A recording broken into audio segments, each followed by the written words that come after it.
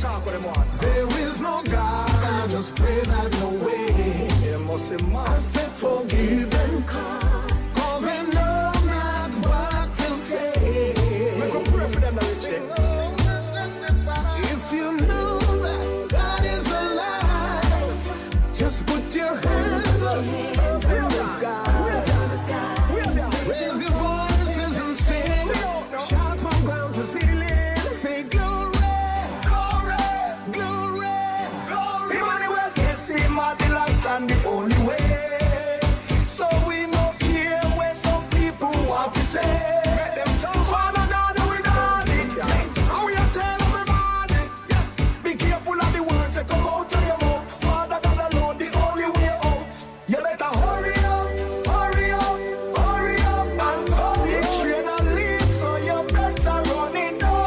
Oh yes, no matter wait till it get too late. No matter wait till it get too late. Open up your heart, believe in the faith. Open up your heart, believe in the faith. Lord, I thank you for life. Yes, I thank you for my blessings. And I thank you for each and every day. I thank you for good friends. And I pray that they'll be there to the end. Even my enemies, bless them eternally. Oh, my Lord.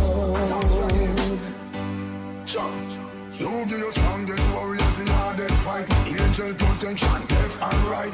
Don't be gun silence, every voice. No one evil and run up, but we want the right. So we pray for the man with the long gun. Pray for the rum tongue, pray for the people the right. Just off me pants and go down on me knee. Pray till me arm full and rejoice. Father, we thank you for health, thank you for life. Thank you God we can see the light. Father, we ask and pray for guidance and protection. Keep we in the right. Cause we know these are the days that war prophesy. Where wicked shall rule both low and high. But we cast we cares upon the most high. Here I will we pray and cry. You and your old young man, you and your old young man, no one can help you.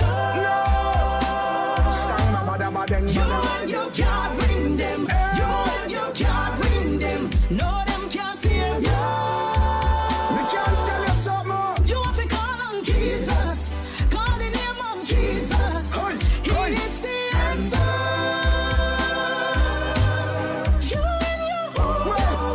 You and you can't bring them, no them can't save you. None of them can save you. We only can bring back Jamaica with the word of God. Lift up the people with the word of God. Fight violence with the word of God. And win back the youth with the word of God. We feed the poor with the word of God. Yeah, them know how only God we have. Who read one Psalms and they teach the politician them how well to pray to God. God everywhere we chat. Moses me name, me no name Nimrod. Yo, me no know why Babylon so bad. Me no have no gathering, so me pray to God. Yo, me no care what the pussy there. Me just want go round and put you there. Fi make some music night and day, so everybody sing with me. Jesus, my burden bearer. Jesus, my heavy load shield. Jesus, my bridge over troubled water. Jesus, stick closer than a brother. Jesus, somebody call that name. Jesus, somebody call that name. Jesus, I beg you call that name. Jesus, beg you call that name. Jesus, when my family forsake me. Jesus, when I'm feeling lonely. Jesus, when I have no money. Jesus, all kind of problems surround me. Jesus, somebody call that name. Jesus, somebody call that name. Jesus, I beg you call that name. Call upon the name of the Almighty One. Call him up, When the enemies attack you, wanna put you in a shuttle and you're fighting the battle just. call him up, When your life in a trouble and you can't take the struggle, man, no make the pressure kill you just. call him up, When the rent man a look for you, family a pressure, you know them up on the table. call him up. Call upon him for make a miracle, cause anything is possible. Power in the name of Jesus. The Lord is my light and my salvation. Me tell it to the world from about 91. So me telling them again in me new hit song. Make them know we have to stay firm and strong. Me no self-righteous, I'm just a man. No, me not perfect. No, we not a can understand. How me know me and me purpose. God him have the plan, and me faith in them. Studio Studios, located in the capital city of St. John's, Antigua in the Caribbean Sea. Okay, stop there. And our transmitter, located at the highest point, Bobby Peak in the parish of St. Mary. This is ZDK Liberty Radio International, 97.1 FM, the People's Radio Station. Are you ready? Are you ready? Let's get ready to rumble! Yeah, I told you, you have to stand for something. Sometime at a time, it might be a lot of vibes and things and so, but you stand up, man. You have to stand up as a man, you know. Any man that can't stand up for what they believe in, then the word, the style, and then walk over it. Say that again. Yeah, I told you. Say that again. Any man that can't stand up for what they believe in, you hear? I'm saying the word, the style, and then walk over. Tell them no, I'm nobody's Negro. I only promoting truth that they cannot refute.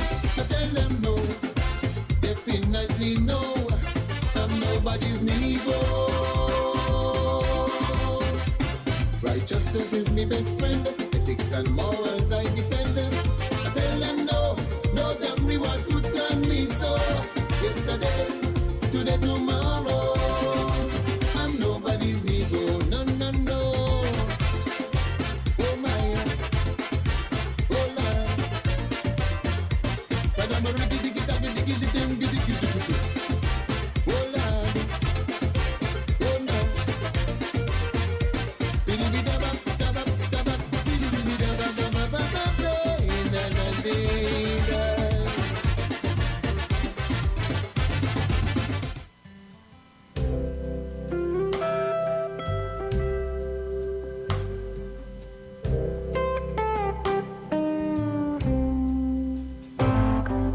I've seen some valleys, I've walked through some darkness, waded through rivers of grief. Oh, the enemy told me that I was forsaken, no one was fighting for me. But I didn't make it this far on my own, though often my strength is all gone.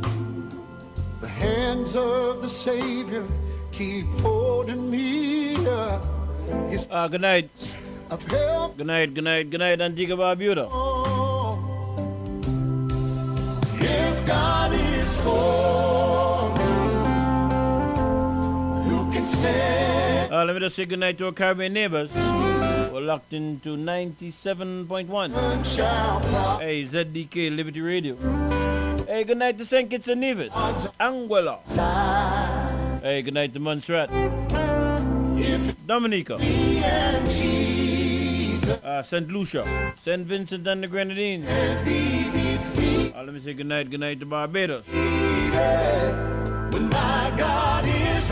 Good night to Grenada, Guyana, and going as far down south as Trinidad and Tobago. Hey, to those who have joined us via the World Wide Web, you might have joined us via the website. So that's www.radiozdk.com. Or you might have joined us via the Facebook Live platform. That's ZDK Liberty Radio 97.1. Good night, one and all. Well, earlier I saw that on Facebook Live it was buffering. So let me just encourage you, and you will get the word around. If there's any issues, we've been having this issue now for a few weeks. Feel free to join us via the app. I think they said the app is working next to perfect. So you have that at your disposal. The scripture that covered tonight's program is taken from the book of Rivers of grief. Oh, the book of Psalms. told me Psalm 25 and verse 9. no one And it reads, fighting for me. the meek will he guide in judgment, I didn't make and the meek will he teach his way. known, though often my strength is all. Hey, once again, The hands of the Savior keep holding. The meek will he guide in judgment, Promise of help is my song. and the meek Oh, will he teach his way. if Hey, the word of God coming to us from the book of Psalm, Psalm 25 and verse 9. you can stay. Let me just say a special good night to Miss Patricia Gums. Hey, to my little sister Nicole and her family over there in the Mount Pleasant area. Shall rise Hey, my other sisters. Good night, Bridget and Nola. Hope and trust that all is going good. side. My many nieces. Good night. Hey, what's up, John? What's up, Bernadette? Just me and Let me say good night to my many nephews also. Hey, what's up, Zian? I can't be Austin. Hope and trust that all is doing good. defeated when my God is with me. Hey, to my cousin. I got the Hey, cousin Halima Thomas over there in Orlando, Florida. time. Hey, good night to you. And also Annette James Brown. May be calling for you. She's in Fort Lauderdale, Florida, yeah? You think you can't go. Hey, what's up, Annette? I hope and trust that all is going good. That you'll never make it. To my second mom over in the United States, that's Sister Jean Gulston. Hey, good night, Sister Jean. But if it Hey, good night to you and your family. Hey, what's up, Jomo? started that, Good night to you. remember what he's Hey, right back here in Antigua. Hey, to my stepmother over there, not stepmother, my second mom. Over there in the Nut Grove area. will Hey, that's Loretta Hunt. Hey, what's up, Loretta? ready one. Good night to you. And also, hey, to my other second mom. Hey, that's Cassie. Hey, how you doing, Cassie? And again, I hope and trust that all is going good. no weapon shall Hey, to my stepmom now over there in the East Potters area. win God. Hey, that's Miss Christophine Lewis. Hey, good night, Miss Lewis. How you doing? I hope and trust that you had a good day and you're having a good night. And let me just travel down to the Cooksville area and say good night to Mrs. Winifred Christopher, aka Bamsey. Hey, what's up, Bamsey? Good night to you and your family. What's up, bro? I hope and trust that all is going good with everyone. God is Lord. You're listening to ZDK Liberty Radio. Hey, 97.1. No weapon shall prosper when God's on my side. When God's on my side. If it's just me and Jesus, I can't be defeated. When my God is with me, I've got the victory every time. Stay tuned. We will be right back.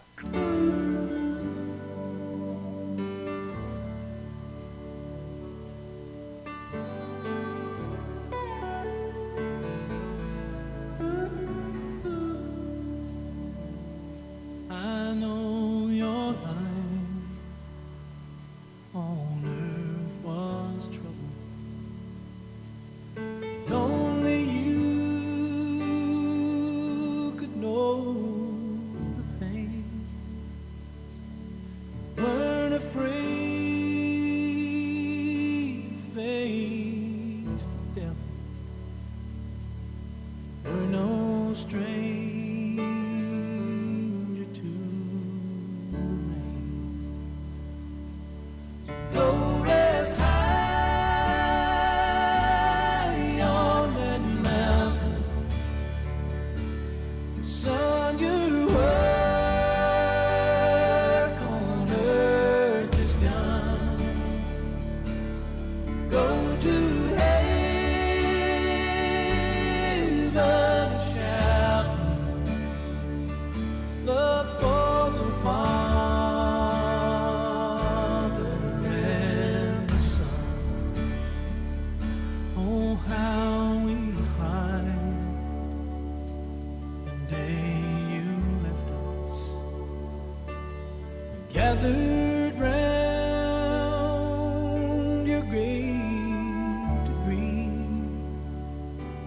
Wish I could see angels' faces when they hear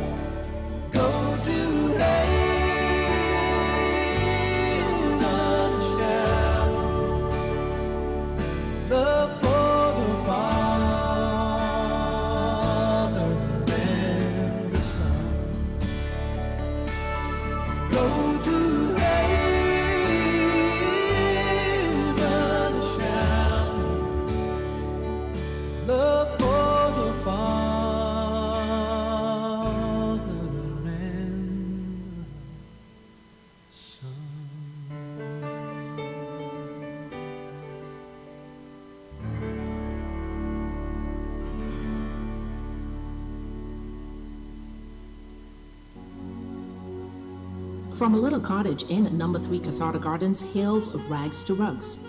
100% handmade Antiguan interwoven rag rugs by J. Lissa Lewis. We have various sizes of floor rugs, decorative wall hanging rugs, and table mats, uniquely and sustainably handmade. To purchase, send us a message via WhatsApp at 268-770-8088 for directions to our physical location, or we can deliver to you anywhere on Antigua absolutely free. Like and follow us on Facebook at Rags to Rugs Antigua and Made, on Instagram Rags to Rugs, or you can email us at ragstorugs@gmail.com. Don't forget, our rag rugs and table mats are machine washable and dryable. See you soon.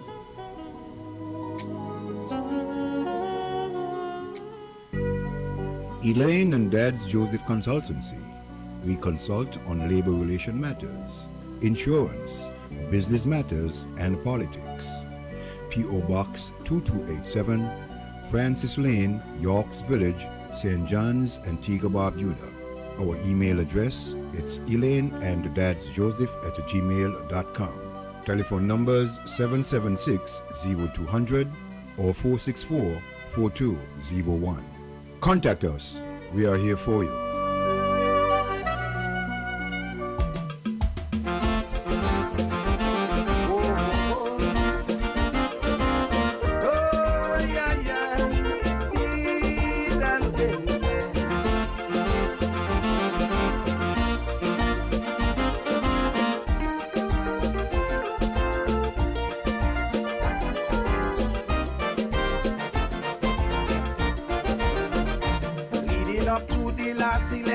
I witness a fight between you people whistle stoppers and scores of laborers. When I see how battle was pelting all over the place, I run into your so building in order to escape. While inside a youngster asks me whose side I'm fighting for, though his question make me angry. I decide to answer. I told him I don't have a red chip in me. Neither is there a blue chip in my body. I am too conscious to be fighting for them service politicians and the political party in this island. If there's a chip under my skin, it's a national one. So I'm fighting. I'm fighting for the redemption of this nation. Oh yes, I'm fighting. I say I'm fighting. I'm fighting to safeguard our native land.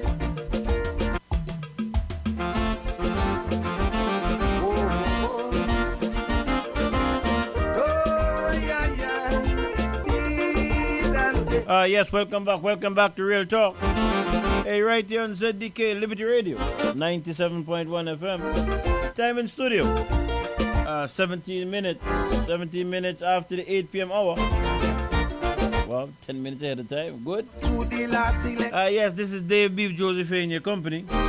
Between you people whistle stoppers and scores of laborers. When I see how battle was felt. How was your day today? Hope and trust you had a good day. Into your so building. Yes, I always have a good day once it comes to the Sabbath. A day of rest. Whose side I'm fighting for, though his quest. Hey, for those who may not be feeling all that good, say a prayer. Say a prayer and mean it. Prayer works all of the time.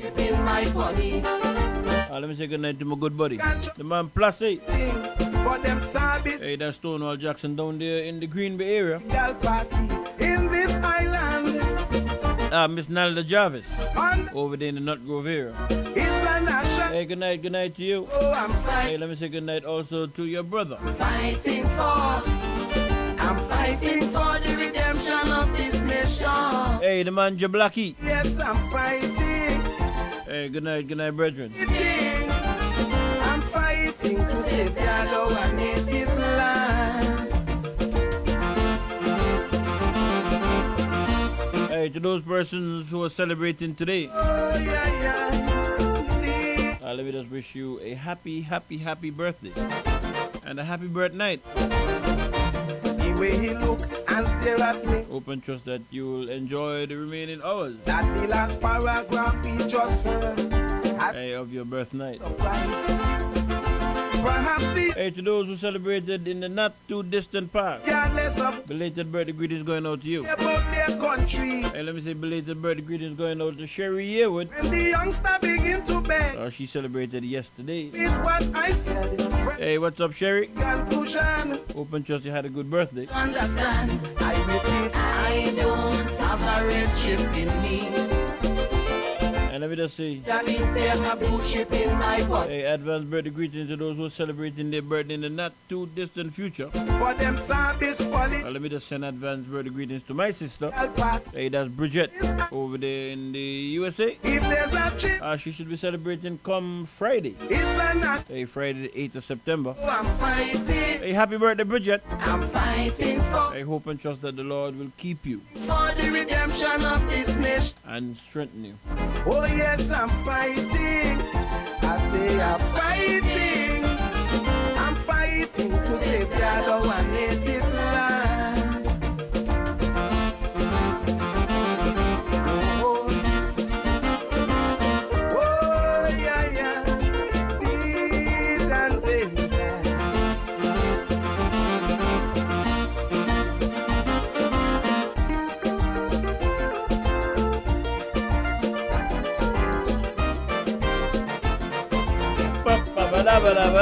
All right, that's where I'm going to end that for tonight. That's Dr. Principle Day, I'm fighting. One that I started with when I started Real Talk. As of certain weeks I would have passed, I would have been going with Douglas. Douglas have one that I love a lot. I think is so true. That this country need a cleansing. But listening to a program on Friday, I recognized that they were using it for the week. So then I say, you know what? I really want to sound too much like them. So let me give Douglas a little break and go back to the original Dr. Principle. What's up, Dr. Principle? Hope and trust that all is going good with you. How are we going to start out tonight? Well, first thing, as you know, we're in the middle of the hurricane season. September would have begun, and I think they say that September is one of the most active months as it relates to the hurricane situation. Today, my friend called me and asked me if I heard of a system that possibly might be coming our way. And I went and I did a little research on it. And yes, in fact, there's a gentleman on YouTube. He seems fairly accurate. Somebody that I listen to and give some credence to what he's saying. I'm not sure if the name of the channel is Mr. Weatherman. I don't remember his name offhand. But I would check with him. And let me just say, for the record, make sure that you listen to the local weather people, or Met Office, etc. They too have a duty to us, so make sure you listen to them and take advice from them also. But yes, apparently, based on the United States model and the European model, seems as if we're going to be getting some weather round about Thursday, Friday, is what I would have heard. You know what? As I'm talking about it, let me see if I can go to the national, what do you call it, boy, Hurricane Center website and see what's happening there. Yeah, from what I would have heard, it seems as if we may be getting some weather the latter part of next week. We beginning tomorrow. Okay, yes, I'm just checking it out now. On the National Hurricane Center website. Yes. Just coming off of the coast of Africa, west coast of Africa, we seem to be within its range or within its forecast. The forecast track. So, let us begin to make preparations.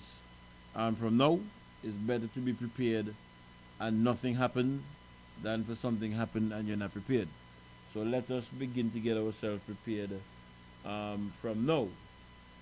I don't know what I can tell you about the national solid waste situation. Now, I learned a few days ago that I'm not sure that they no longer deal with bulk waste or they have suspended that service. I was about to ask about that now, and I never remembered.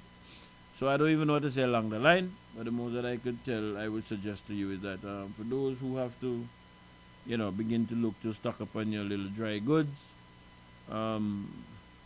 make sure you know how your shutters and them are going, that they're ready. Begin to clean up around the yard. Anything that you have that might be blown away easily, you need to begin to look to secure those. What else can I say along that regard? If you drive a vehicle or vehicles, make sure you get them gassed up by Wednesday, Thursday, so that come Wednesday, Thursday morning, I should say. So that come Thursday, Friday, if there's going to be anything, you're not caught in no long line of traffic at the petrol stations, the different petrol stations trying to get some gas. So now is the best time to begin to look at that. Get those things there in order so that if anything happens, you're prepared. You're prepared for it. That's very important. And I'm sure that our local Met Office here, and those of you who follow along on the internet, I'm sure that as the days pass by, you will begin to, as there's certain formations, so once there's some stability, then the track becomes a little bit more predictable and that kind of stuff. But the important thing is, now is the time to begin to make preparation. Again, as I said, it is better to be prepared and nothing happens than for you not to be prepared and then something happens. So let us see what we can do about that.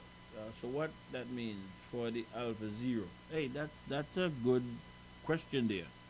I don't know.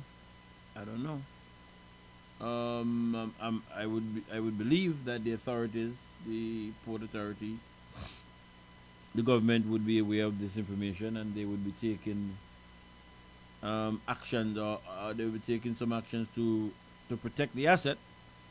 If my memory serves me correct, I thought I heard it said some weeks ago when something was happening that they had a plan. They had a plan in place. What that plan is, I really can't tell you. But I would believe that the Port Authority and the government would be aware of what possibly is coming down the pike, and that they would get ahead of it long before the time. So let us get the word around. For those, there might be persons who are not aware. Get the word around, share the word with friends and family, associates alike. Let them know to begin to get themselves sorted out in the event. Gotta get some maybe dry food and them kind of stuff. Prepare, get your water supply in place for a few days, and anything you have to do around to strengthen the house, because you don't want to leave your house unless you have to leave your house and go to a shelter.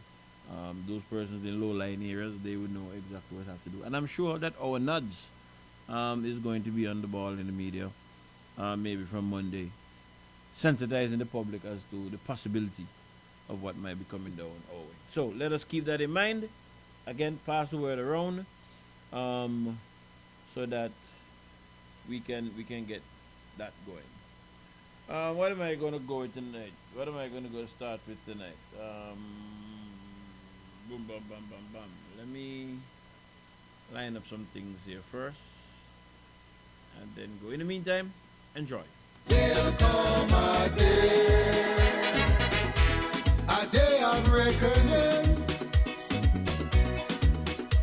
And no man will ever get away. I say, there'll come a day of reckoning, when for all of bad deeds we'll have to pay. The many wrongs we did in the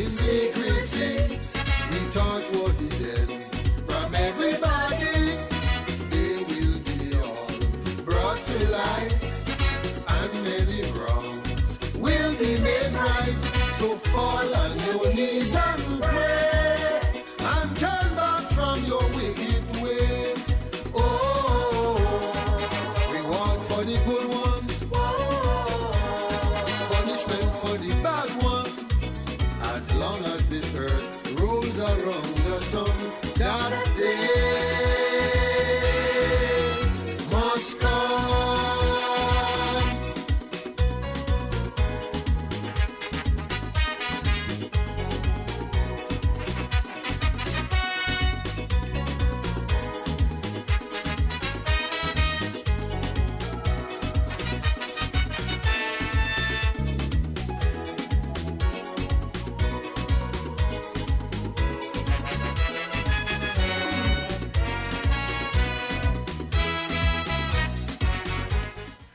All right, so what do you want to start with? We're going to start out with Liat. And, Liat has been in the news again within past few days, where,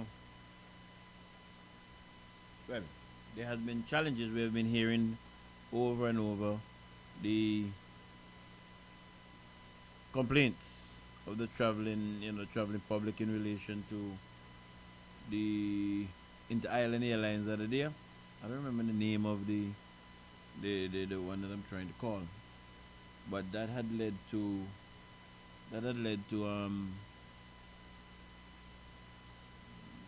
Prime Minister Gonzalez making certain statements that raised certain persons' eyebrows, and since then, there have been some comments by our Prime Minister.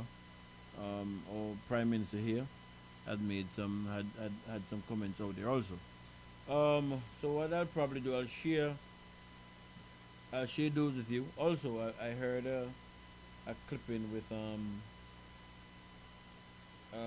think he's the General Secretary of the Antigua and Barbuda Workers Union. Senator also. Senator David Messiah, he made some comments also. So we'll just take a look at, what's happening with Liat and what possibly might be the situation going forward. And I just want to start by saying I had a little heated argument with a few associates of mine in relation to certain things politically. I am not one who believe that politically persons or parties are all bad or all good. That's what I was saying to my friends and associates, right? I, for one, believe that the Prime Minister, the present administration, got it right with Liat. We all know the story when basically,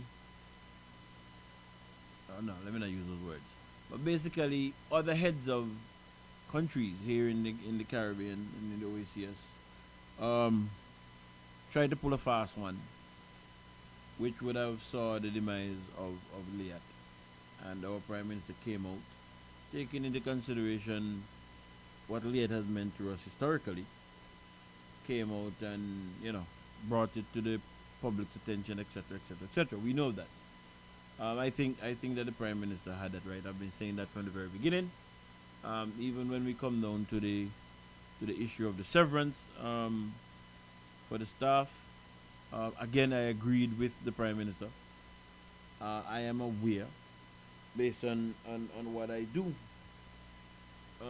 for a living. Yeah, this is just a kind of my contribution to country, development. What I do in the labor field. The law is clear as to what should happen when a business goes bankrupt. The law is on the books. Everybody know. Well, those who are involved would know what it says, and I certainly believe that most persons in the labor field, unions, employers, organizations, some lawyers, know exactly what's happening along the line. I believe that from an Antiguan, you know what, let me not say that. Let me just say that I did not agree with the advice that I heard publicly being given to late workers here when things started running awry, I have a particular friend I know who I said to him, Kingman, take your money. He didn't. I think I hear him with some other talks now.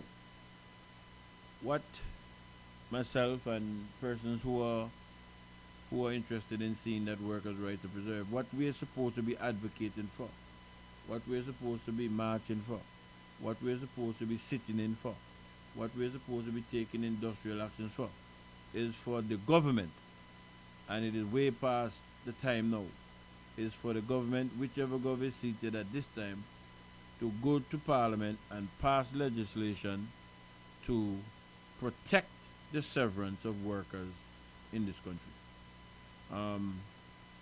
I think it's as important, or it's so important, that I don't see how a politician, if you're not going to come and tell me about these kind of things, what are you going to really come and talk to me about?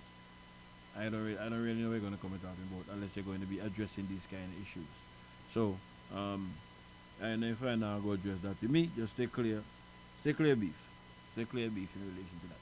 But that is what we're supposed to be advocating for, and it can be done. I know it can be done, so I'm not even going to entertain the ignorance what I hear some people talking about. But workers' severance needs to be secured. Employer should put that money away. The interest belongs to the employer. And if you happen to terminate somebody for just cause, then the money belongs to you. But we no longer can accept that anything can happen, and then you hear that, there's not enough asset in the business to settle severance. No, we can't do, we passed those stages now. So I up to now I still remain convinced to myself that bad advice was given to these workers, late workers. I understand that you put your blood, sweat and tears into an organization and you should get your 100% of your severance. I can understand workers feeling with that. But the sad, cold, hard truth is that law is not on the books. I can remember when the Scotiabank, when the debate was ongoing with Scotiabank, and they were looking to sell Scotiabank and so. I can remember hearing persons on the radio saying, well, the workers and them will have the ability to get this severance and blah blah blah blah blah. And I said to the person, I don't know where you're getting your advice from, but that's not the law in the books. The law in the book says that the worker could be passed on once the successive employer is so obliged. And that, with that knowledge, moves are made and the law was amended, which gives the option now to the employer, and I believe that is correct. So, again, I said I believe, taking into consideration what I know of the law, the government is right in relation to the Liat situation. I think eventually, I'm not sure if they had officially taken off the 32%. I think they had reduced what they were giving from 50% to 32%. I'm not sure if that officially had been taken off the books. I know that there was some talk. I heard some talk about winding up Liat 1974. So I don't know how that is going. That information is still out there to come to us. So I don't know what's going to happen to these workers. I listened to the tone of representative from the union as they speak, and I know from being in the field that their tone have changed. They do know and recognize that there's not a legal they don't have a legal leg to stand on, so they're looking at, you have to deal with constituents who you look in front of, who you might go to for vote and that kind of stuff. Again, the reality is the reality. I don't know where our government is going to get money to pay. That's the first thing. I'm not even sure that how it went down. That's how it should have gone down in terms of which countries have what percentage of the severance to pay. I'm not sure that was done, or that is done correctly. A kind of bad man kind of thing are going on with some of them countries, So those are things I have to deal with, and I'm sure that you would have heard the Prime Minister say recently that they have given an increase, and they're going to have to go to borrow to pay the increase. That's something I will touch a little later also. So I don't know where the money is going to come from. But such is the case. Let me start off with Mr. Gonzalez. And then we move on from there.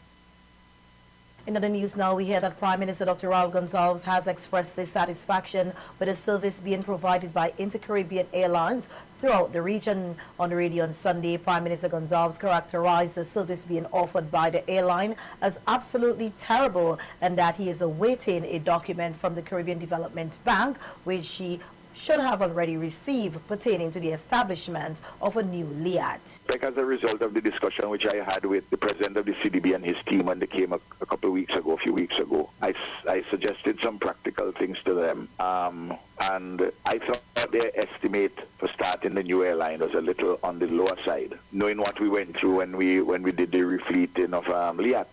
But we need this.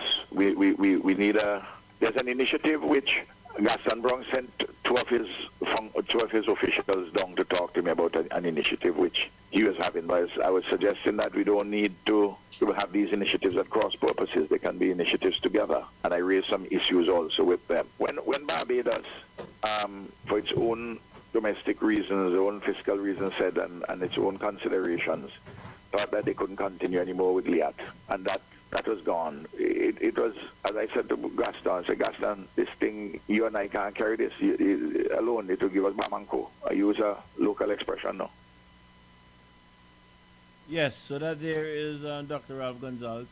I don't know. I'm understanding that the LIAT situation that our government is advocating, and I believe that they have had advanced discussions with a man or a group out of Nigeria. I think it's Nigeria, right? That is going on one track, and there might be a plan that the CDB is looking at, which would seek to bring a new airline into being to be initially funded by governments who are interested in that. So that there seem to be two things running at the same time.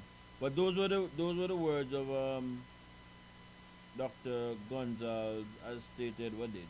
Do I have a date of that? Yes, that was on the 21st of August. I'm just looking at the WhatsApp. I hear Tenny say that okay, that must have been with the severance, protecting the severance. I have heard him also. I've even heard the members of the AWC speak to it in a passing way, as far as I'm concerned, on maybe 2 Labor Days ago. I think that we need to get more forceful with the government to get this done. I don't think you just talk about it and then you just hear it on the radio and that's it. I think that protest should be organized. I think that industrial action should be organized until the government understands the importance of it and secure workers' rights. I make no apology about that. Who begs? I can get that. Beef, what's your take on West Indies Oil and Larry gas station saga in regards to the severance? That's something that I'm going to be looking at. Jeff Roberts, if that's the picture that goes with the name. That's something I'm going to be looking at after the second break, I think. So I probably should be getting to that maybe about 10 o'clock, 10:30, thereabout. So stick around and you'll hear my views on that.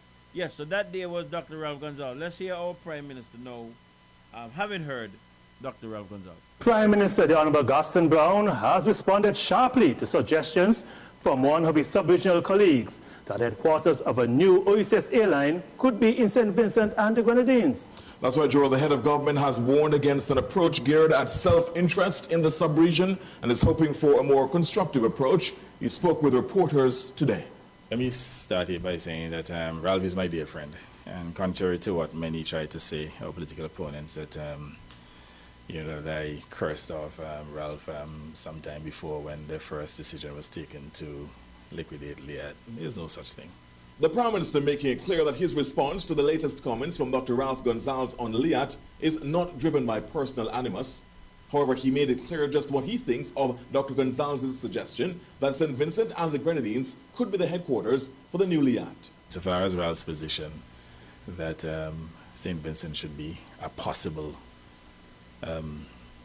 headquarters for a new OECS airline, I don't know how he could rationalize that. Prime Minister Brown says the numbers do not support Dr. Gonzalez's position. I understand. I didn't hear it myself, but I'm told that he argued that the population base in which the airline will operate will be based in the south. That may be so, but that is not a case to determine where the headquarters should be. That would be a case for the frequency of flights based on demand. What I'll say here is that Antigua and Barbuda has a superior infrastructure and the expertise, the engineers, the pilots, etc., the hangars to facilitate having the airline domicile here in Antigua and Barbuda.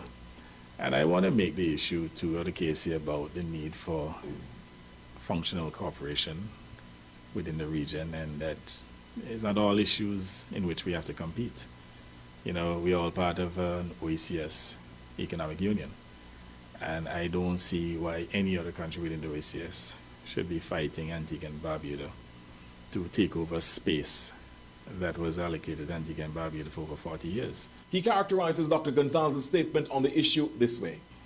I just feel that that was perhaps maybe a very unfortunate statement and what I consider to be preemptive, premature, considering that no such decision has been taken to date. The Prime Minister also raises concern about an approach anchored in self-interest among the sub-regional states. We had to invite APs to partner with us because we couldn't get the other OECS countries to participate. And now that we advance, OECS countries now saying, okay, they want to have a new airline, and then they're arguing where the airline should be headquartered. I just feel that that is not in keeping with the spirit of the integration movement in terms of the economic union. And what I want to caution my colleagues against, if this is the way in which we're going to treat with each other, then all institutions within the region could be undermined, because Antigua could choose, in that case, which institution is going to support, which institution is going to participate in. So if you say that an institution that is domiciled in Antigua, that you're going to participate in it, then why should we support one that is domiciled in your area? It's a lose-lose situation. And I'm not making any threats here. I'm just telling you the consequences of that kind of behavior. Meanwhile, Prime Minister Brown says the issue of where LIAT is headquartered should be of concern to all Antiguans and Barbudans, since jobs would be at stake. Whenever the national interest is at stake, people must understand that it goes beyond the leadership of the country, goes beyond the office of the Prime Minister, and that we must all rally to defend the national interests. This issue about moving the headquarters out of Antigua and Barbuda should be of concern to all, and one that should engender some form of unity of support. Because what if, for example, such an airline, OECS airline, assuming Antigua is participating, is headquartered in Antigua and Barbuda, and there's no LIAT 2020. What would happen to the jobs, the 150 people who are currently employed in Antigua and Barbuda? Do they understand that it's not the Prime Minister who will suffer, but you're putting 150 jobs at risk?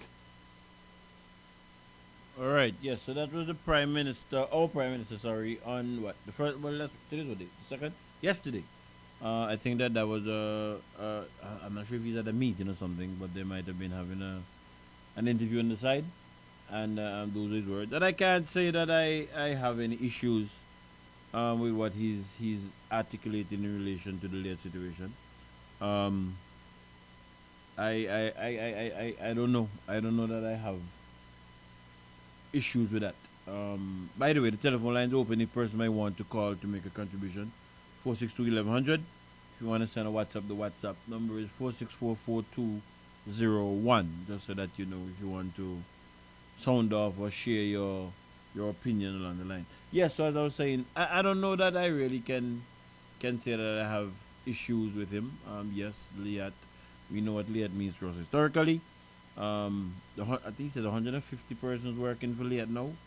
You can multiply that by about 3 for persons who will be affected in a negative way if that is no more. So I can agree with that. The discussion as to the person or the group or the entity that the government is presently in discussion with in relation to financing the new LIAT, that is still out there. I see all kind of information out there about the chairman of the group or the owner of the group. Those things need to be looked at, and safeguards be put in place in the event there's any action by any other government, the big brother, in relation to certain things. But I can't say that I have a problem with what the Prime Minister is saying in relation to LIAT. Let me just stress that in relation to LIAT. I hope that I would hope that if that's not the case, I would hope that discussions could be entered into where the situation could be returned to what it was in terms of the proposal that was made by the Prime Minister or the government of a 50% or more if they can afford more. It would be good for the workers. I hope and trust that there could still be some negotiations along the line, but that's what it is. I then heard Mr. Messiah. As I said, he's the General Secretary of the Antigua Workers Union. The Antigua Workers Union represents the workers in LIAT 1974 Limited. So let's listen to Senator Messiah. The General Secretary of the Antigua and Barbuda Workers Union, David Messiah, is welcoming the establishment of LIAT 2020, but says the issue of the former workers' severance cannot be ignored. Discussions about setting up a new entity have reignited over recent days, with St. Vincent and the Grenadines Prime Minister Dr. Ralph Gonsalves saying he's ready to help establish LIAT 2020. But Messiah says the regional leaders cannot continue to play political football with LIAT and pretend its former workers do not exist. Whilst the governments and whilst all the leaders might be advocating about LIAT 2020, the issue of the former workers, their severance, is still a very important part that has to be discussed and finalized. And so the governments should not be playing political football with this issue, but seek to deal with their constituents, their residents, the people that they have to face on a daily basis, and to give them some sort of reasonable understanding as to how we are going to move forward with this aspect of their severance entitlement. Also, it is troubling to us in the Antigua and Barbuda Workers Union that to date, even though that we continue to call on the Prime Minister of Antigua and Barbuda. Meanwhile, Messiah said that the government must ensure that LIAT's administrator, Cleveland Seaforth, breaks his silence on his discoveries about the airline. The administrator at least declare to the public, the general public, on the yielding of his administration that has gone over 3 years, an administration process that was supposed to take 120 days. And so we denounce this sort of silence or dismissal by the government and the administrator, that to date we have not been in a position to receive some sort of proper understanding as to how things can be moving forward. And so this opportunity, and for me, is to call on the administrator, Mr. Seaforth, to clearly disclose to us what are the situations, where we are, so that people have an understanding. Because the people of LIAT that have been working are entitled to their rights, and their severance are protected by international conventions. All right, let me start with the last thing he said first. The rights of the workers are protected by international conventions. I'm not sure what Mr. Senator Messiah is referring to. What I do know is that we have a labor code in Antigua and Barbuda, and that governs the activities of all matters pertaining to labor in the state. I don't know that any convention supersede the labor code. And you see, this is the issue. This is the issue that has been happening. That, to me, is wrong, and it is keeping the workers in an ignorant state and at a disadvantage, in my opinion. When you make a statement like that to persons who don't know that, hey, your rights are protected by international convention. International convention don't supersede our labor code. Our labor code state exactly what should happen. I mean, I don't understand why person would want to move away from that and muddy up the water, instead of just being honest and frank. As I said, the issue at hand is that there should be advocacy in relation to getting laws passed to protect severance. That's where we are. But the law is what the law is now, and that is what workers should be made aware of. That is what workers should be made aware of. And Senator Messiah did say something like about something that he said in terms of meeting the politicians should meet their constituents. This is where, as far as I'm concerned, you should be advocating to your membership. Look, if any government minister or if any candidate come to you and they're not showing you a policy that they're going to protect your severance, then vote for them. I will agree with that. But as it is now, no, I can't, and it's wrong. I believe it's wrong. I don't think that workers should be fooled like that, in my opinion. When you hear things like, all right, if there's a new entity now being formed, or if a new entity is going to be formed, what, Leah 2020 is going to be, if that entity is formed, how does that entity become liable for the severance of workers from Leah 1974 Limited? I mean, people who don't know that it doesn't work like that, and I'm just hoping and advocating that persons who know better should really do better. Please, should really do better. As I said earlier, I observed some kind of badman kind of thing going on, if you want to ask. if I could put it that way. To the best of my knowledge, I think it was Barbados who had the most share, followed by Antigua, then St. Vincent, then Dominica. I think, if my recollection is off, somebody can correct me. But I thought that those were how the shares in them worked out. So it would mean that if there were discussions in relation to how you're going to be dealing with severance, and not severance for workers in Barbados, and not severance for workers in Antigua, not severance for workers in Dominica, not severance for workers in St. Vincent, it's supposed to be severance for the workers of Liat.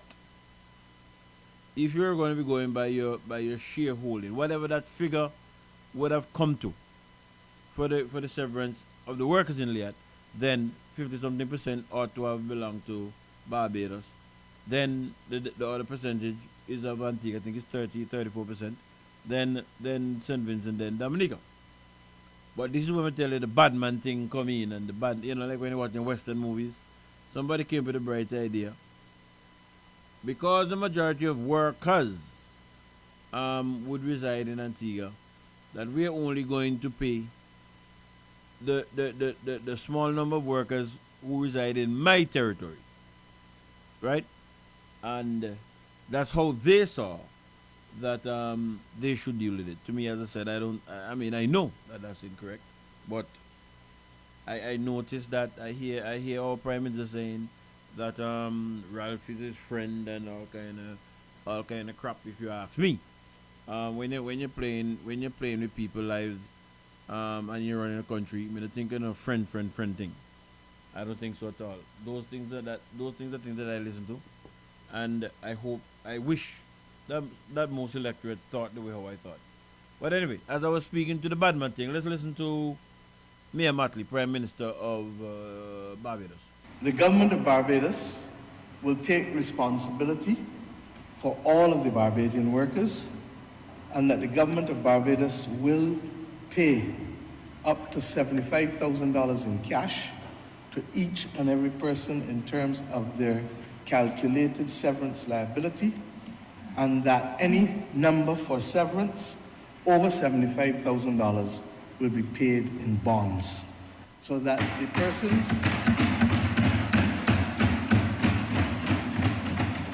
persons at LIAT who have had to endure grave hardship, anxiety, we understand. And believe you me, if I could have done it earlier, I would have done it. The cost of that $75,000 to every person will come just on about $4,074,000, and the bonds that will then have to go to them to make up the difference for everything over $75,000, I believe is in the vicinity, roughly, of just under $6 million. And the government of Barbados, therefore, will make the appropriate arrangements. I have instructed the Director of Finance and Economic Affairs, who is on duty leave at the Inter-American Development Bank meetings, that as soon as he returns next week, he is to meet with the representatives of the LIAT employees and put in place the payments. All right, yes, so that there is how Barbados dealt with that issue, as you would have heard, irrespective of the fact that they had 50 whatever percent shares. They would look at the Bajans, and I think she said the figure would have been 4 million something. I'm not sure if that's US dollars or Bajan dollars, as opposed to Antigua with 34% or 30% thereabout, or 32% or thereabout. They would have been saddled if the government was supposed to go down the way how them bad people want to do it. With a debt of something like 80 something million, I think I heard, was being banded about some time ago. I don't think that's fair to Antigua and Barbuda. I don't, and that's just the harsh reality of it. I understand that the workers, some persons might be emotional, but as leaders, y'all gotta tell people the truth. So that is how Barbados was deal or decided to do that. That was from when? That was from the 17th of March. So I believe that would have probably been well on its way in Barbados.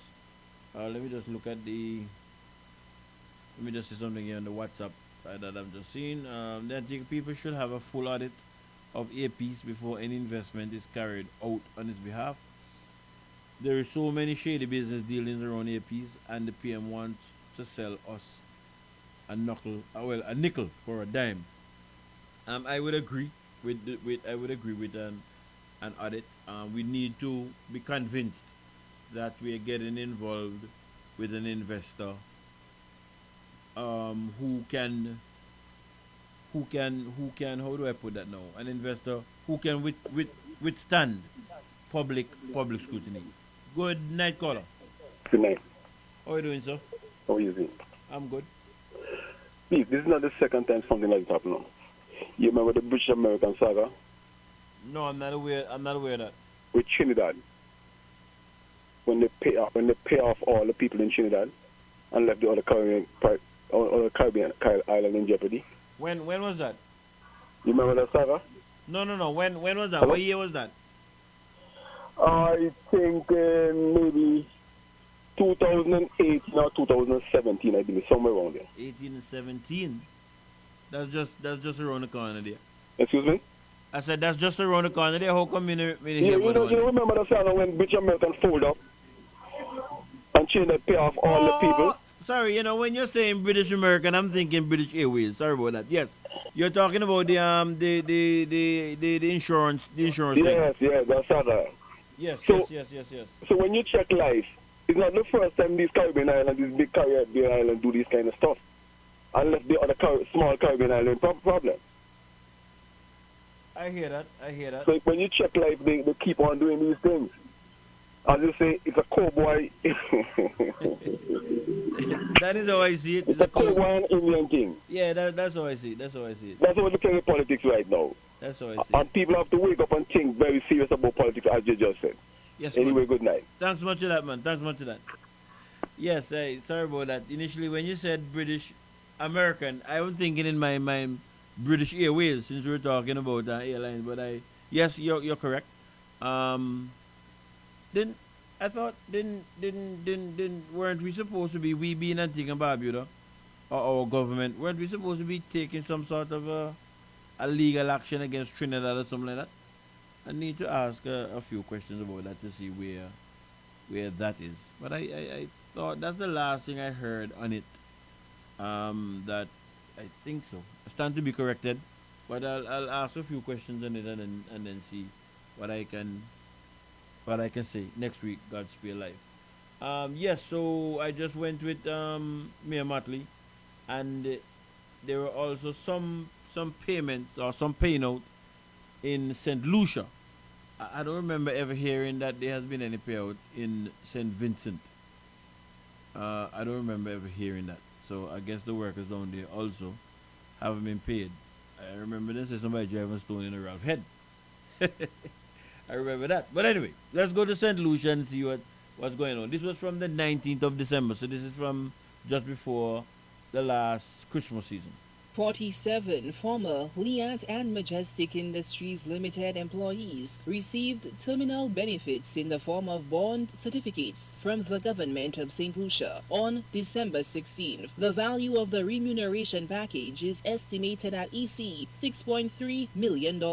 History is ensuring that the workers of the country get a fair share. That's our history. Labor Minister Dr. Virginia Albert Poyot says the day's proceedings exemplifies the St. Lucia Labour Party's mantra of putting people first. That is exactly what the government is doing today. And we had to go back into the archives to check the background information to ensure that every worker who is entitled to the benefits were included in the package. The journey to receiving what was lawfully owed to them took the four long employees nearly 3 years. Former country manager of Liat, Jose Mesmin, heaped effusive praise on the Prime Minister and his cabinet colleagues for their relentless efforts to resolve the long-standing matter.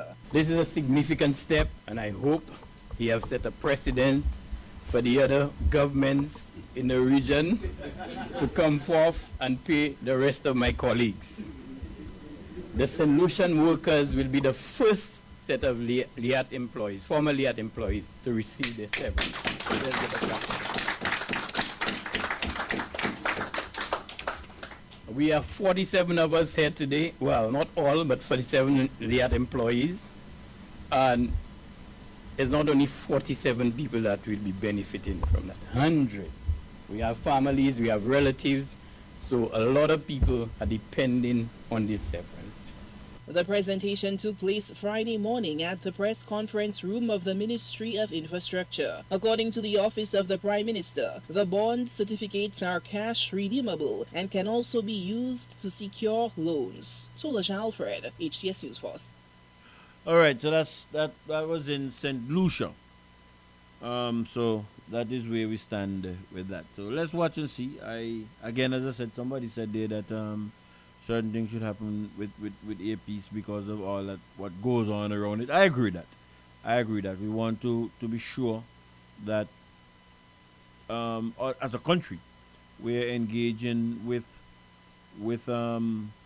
investors who can stand the light if the light is shone on them. You don't want to be getting involved in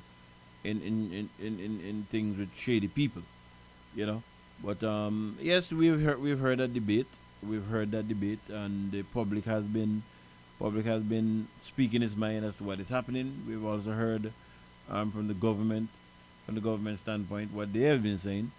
From what my understanding is, there's certain protections from other regional agencies that needs to go into when you're having an airline and blah blah blah. So we'll just have to watch that and see where that goes. But again, well, everybody's different. I can't tell the Prime Minister who is friends and who is friends and not. But anybody who is working against me and working against my country, then I'm my friend. Just simple and plain forward, straightforward as that. Ralph Gonsalves might be looking out for his people, his country. That's his duty as the Prime Minister of that's the duty of the Prime Minister of St. Vincent and the Grenadines. And I certainly don't hear him making no excuse in relation to wanting to bring what he wanted to bring to St. Vincent. So I don't know why our Prime Minister going on the road, but to each his own, says St. Paul's. I'm going to take an early first break, and when we come back, I'm going to be looking into coming out of that interview, the same interview that I spoke about the other night on ABS, but I saw it on ABS News, where the Prime Minister indicated that taxes will have to be raised. Hey boy, I have to laugh. Taxes will have to be raised in order to pay the increase that was recently agreed to with the ABPSA, Public Sector Workers Union. So when we come back from the break, we will delve into that. I'll just say, you know what? No, let me wait till when I come back from the break with that. A long time I haven't heard this one, so let me go with this one on the way out. For so long we suffering, the poor man he crying. The price will rise, but the salary standing still. And so we crediting fair, there will be a raise. Sometimes you think it's only luck to be the have or the have not. Living in a world where there is more than enough. Every day you go to work, it's like every day you broke. Oh no, you just can't make bread out of stone. And so you moonlighting, just barely holding your own. Barely holding your own. The poor man feeling it in the pocket. Feeling it, you feeling it. Feeling it, you feeling it. And so he buy a lotto ticket. Just give me a quick pick. Cause I'm feeling it, you feeling it. Feeling it, you feeling it. We suffering so long, and now the heat is on. Fighting to survive. Fighting to survive. And surely we must survive, cause God will provide.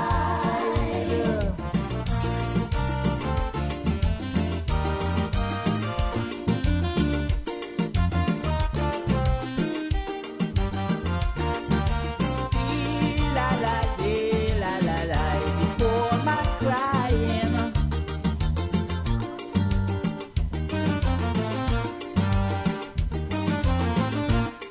His bills and more bills monthly.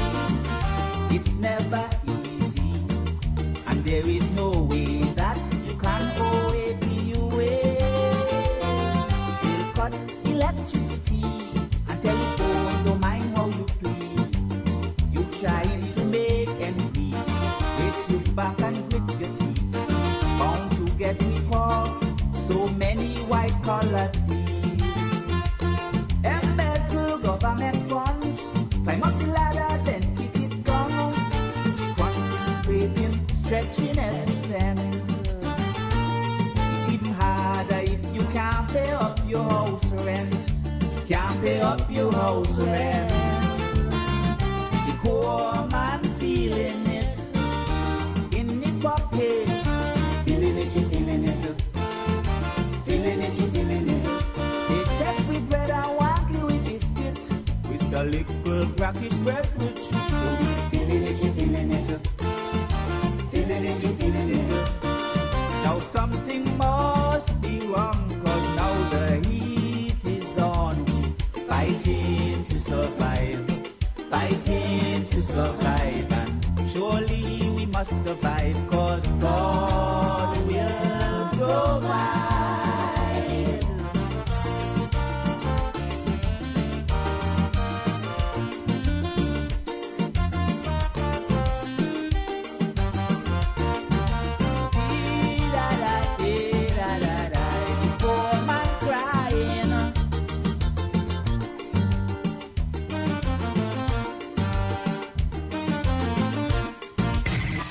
Studios, located in the capital city of St. John's, Antigua in the Caribbean Sea. Okay, stop that! And our transmitter, located at the highest point, Bobby Peak in the parish of St. Mary. This is ZDK Liberty Radio International, 97.1 FM, the People's Radio Station.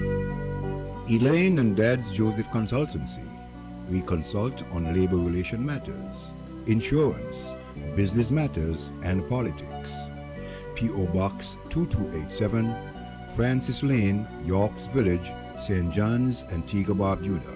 Our email address, it's elaineanddadsjoseph@gmail.com. Telephone numbers 776-0200 or 464-4201. Contact us. We are here for you.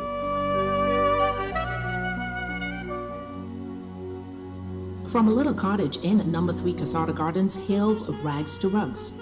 100% handmade Antiguan interwoven rag rugs by J. Lissa Lewis. We have various sizes of floor rugs, decorative wall hanging rugs, and table mats, uniquely and sustainably handmade.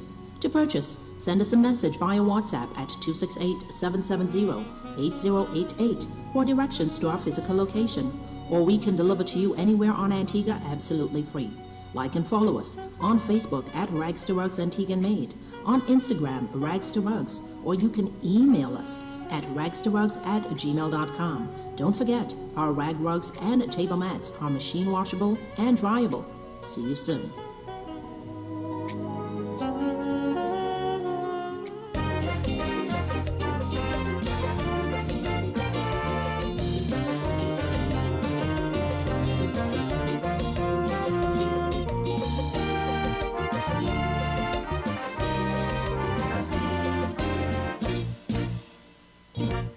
Once we were known as mighty. Once we were known as lost. But since we joined political party, we don't sing about the wrong in this country at all. We neglect our duties to mirror society and tell the masses what is going on in song. That is our duty as Calypsonians. Day and night, people calling the media. Good morning, Sly J. 6 weeks now we don't get water. Same thing in the night, they call Mr. Night, saying that ain't right. We can't get water to cook or wash with Vava. And so the callers keep going on and on. They even talk about up at Mount St. John's to get an ultrasound done. The appointment takes so long. Don't talk about PSA. You can't get it done off day. You have to come in tongue and pay to get it done. That ain't right, that ain't right, that just can't be right. Mr. Knight and Sly J, that could never be right. Come on, let me hear your voice, people, that just can't be right. Yes, we have plenty to sing about, but some Calypsonians, they just can't open their mouths. That is because politicians who write their songs, so they can't sing about wrong at all in this nation.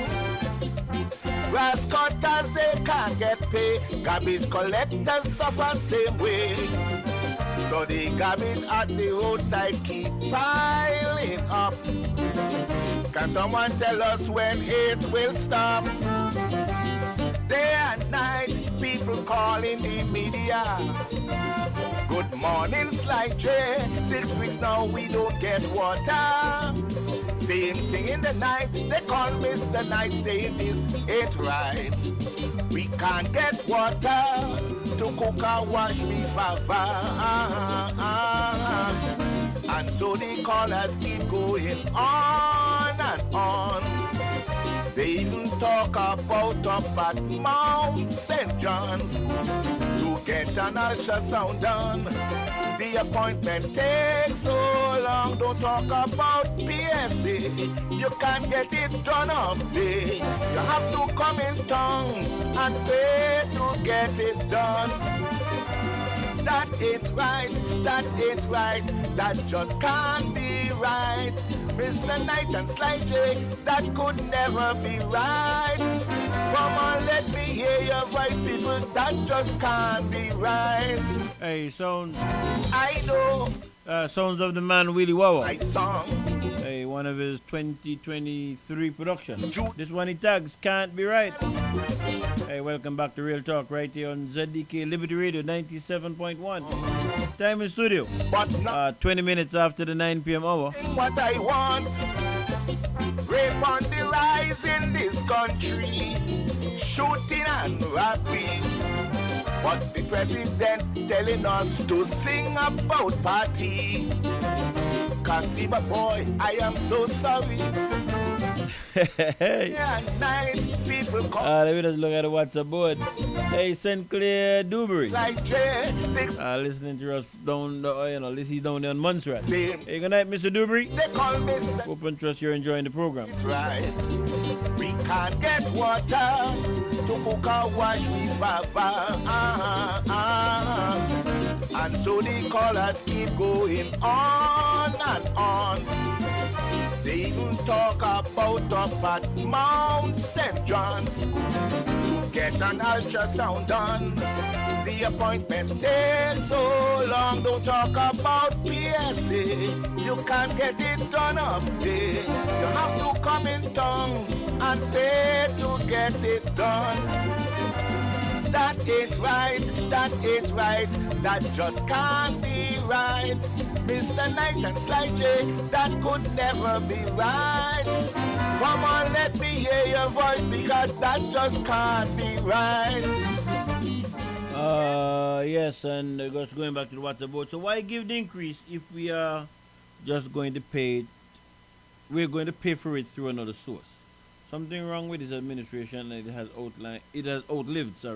It's welcome. It's putting burden on the Antiguan economy, and only the Gastonites don't recognize this. Some kind of economic poorhouse. We're on our way to the economic poorhouse. I think what's his name? Fire.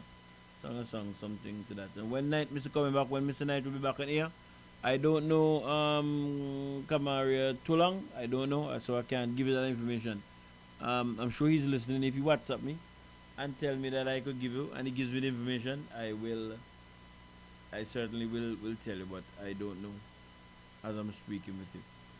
Well, yes, as I said, coming out of the interview, the Prime Minister indicated that taxes will have to be raised to pay the 14%. I'll get into that 40% down the road too. But before I get to what the Prime Minister had to say, let me start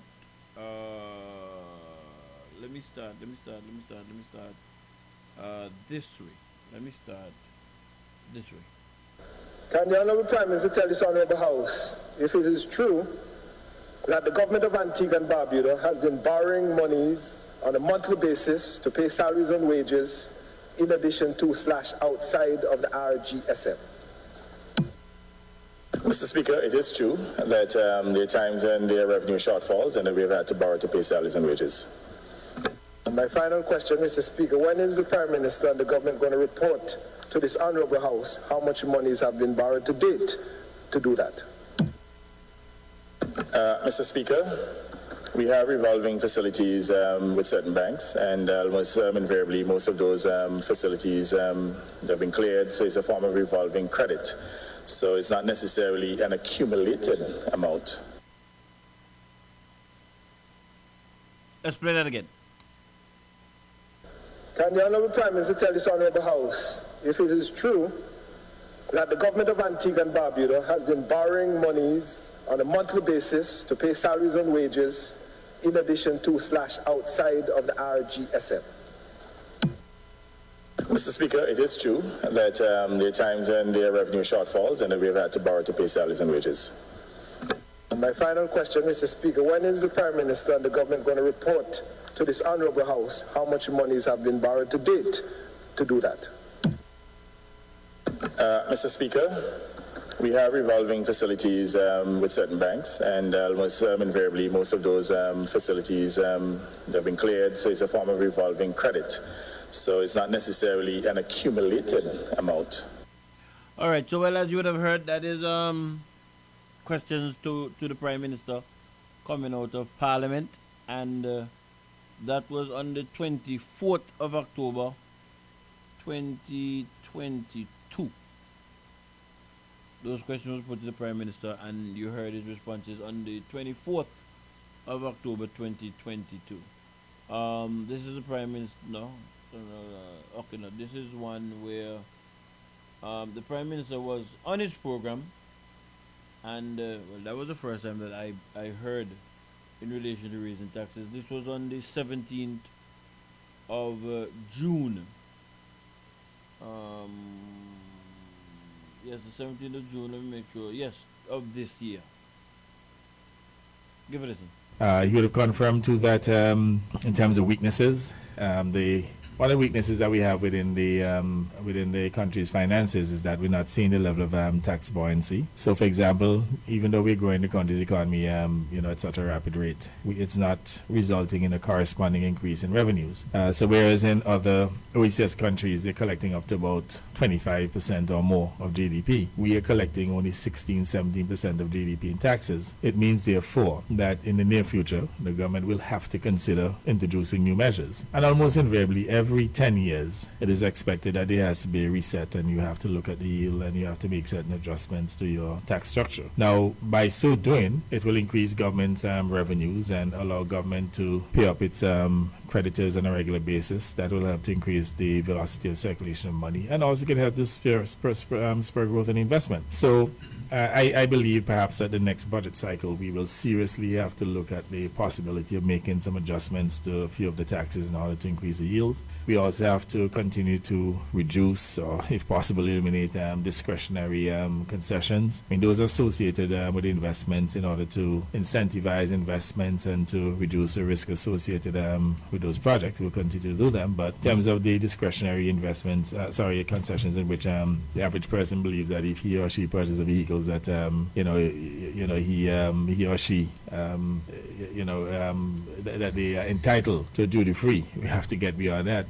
People have to understand, if we continue to give away the taxes and we cannot meet our obligations to the country, then obviously it will create a fundamental problem. And also, people have to understand too that the government cannot provide certain services if it cannot collect its fair share of taxes. There's a culture here of tax avoidance and maybe in some instances tax evasion. Even within customs, for example, the average person who brings in stuff, they underestimate the value. So we don't have that type of, corporate citizenship and loyalty to the state, recognizing that we all have to carry our fair share of the taxes in order to ensure that government will have enough revenues to meet its obligations, and to recognize where the government cannot meet its obligations, that it has consequences. It has consequences to the services that we could offer. So I'm of the view, even though the cabinet has not made a decision as yet, I'm of the firm view that we will have to increase taxes in the near future. However, we'll make sure that we always protect the poor and the vulnerable. So let's say, for example, if we had to increase the ABST at 1%, for example, to raise maybe an additional $30 million, or even if it's 2%, and I'm just saying as an example, to raise about $60-70 million.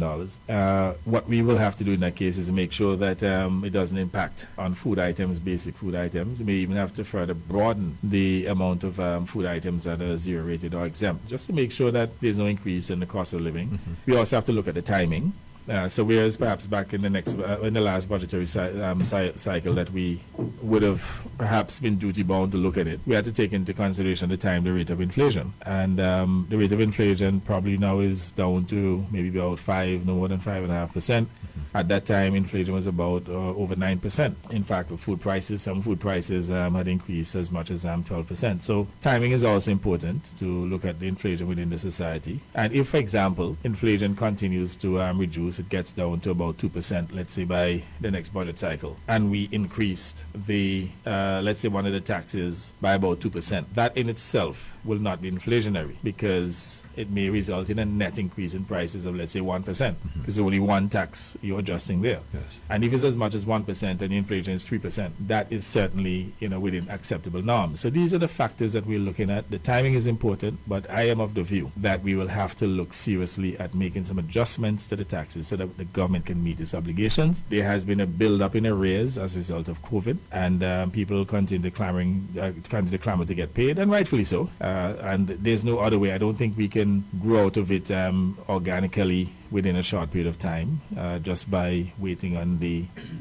growth, because as I said, we're not seeing the type of tax buoyancy. So even though we're growing at a very high rate, we're not seeing a corresponding increase. And again, we have to strengthen collections. So that is the first aspect in terms of strengthening the collections. But we have been, and even with those efforts, still not seeing the level of buoyancy. Well, as a listener, we'll see what the cost of living rate if it comes down to 2% in a matter of months. We will watch and see how that works out. I'm just trying to get this thing. Okay. Now I got it. Boy, it was giving me a little problem here. I'm just looking at the Facebook. Yes, okay. No, that's straight. Yes, so that was the Prime Minister on the 17th of June, and that sparked some discussions, because basically, is this one? Did I hear that? The Prime Minister, no, that was the one in, yes. That was the one in June, the 17th of June. And he spoke about persons on the invoicing and them kind of stuff, and it being a cultural thing and blah, blah, blah, blah, blah. And I know person was saying, so you know that there's on the invoicing, and your answer to that is to raise taxes. That's your answer to that. And it was some discussion. There was some discussion around that. The question was put to him again sometime after, and he was a little different in his response. But that was the Prime Minister talking about raising taxes going back to June. Coming out of that same program now, one of the present senators on the Labour Party side had this to say, having heard the Prime Minister say what he said on the same program.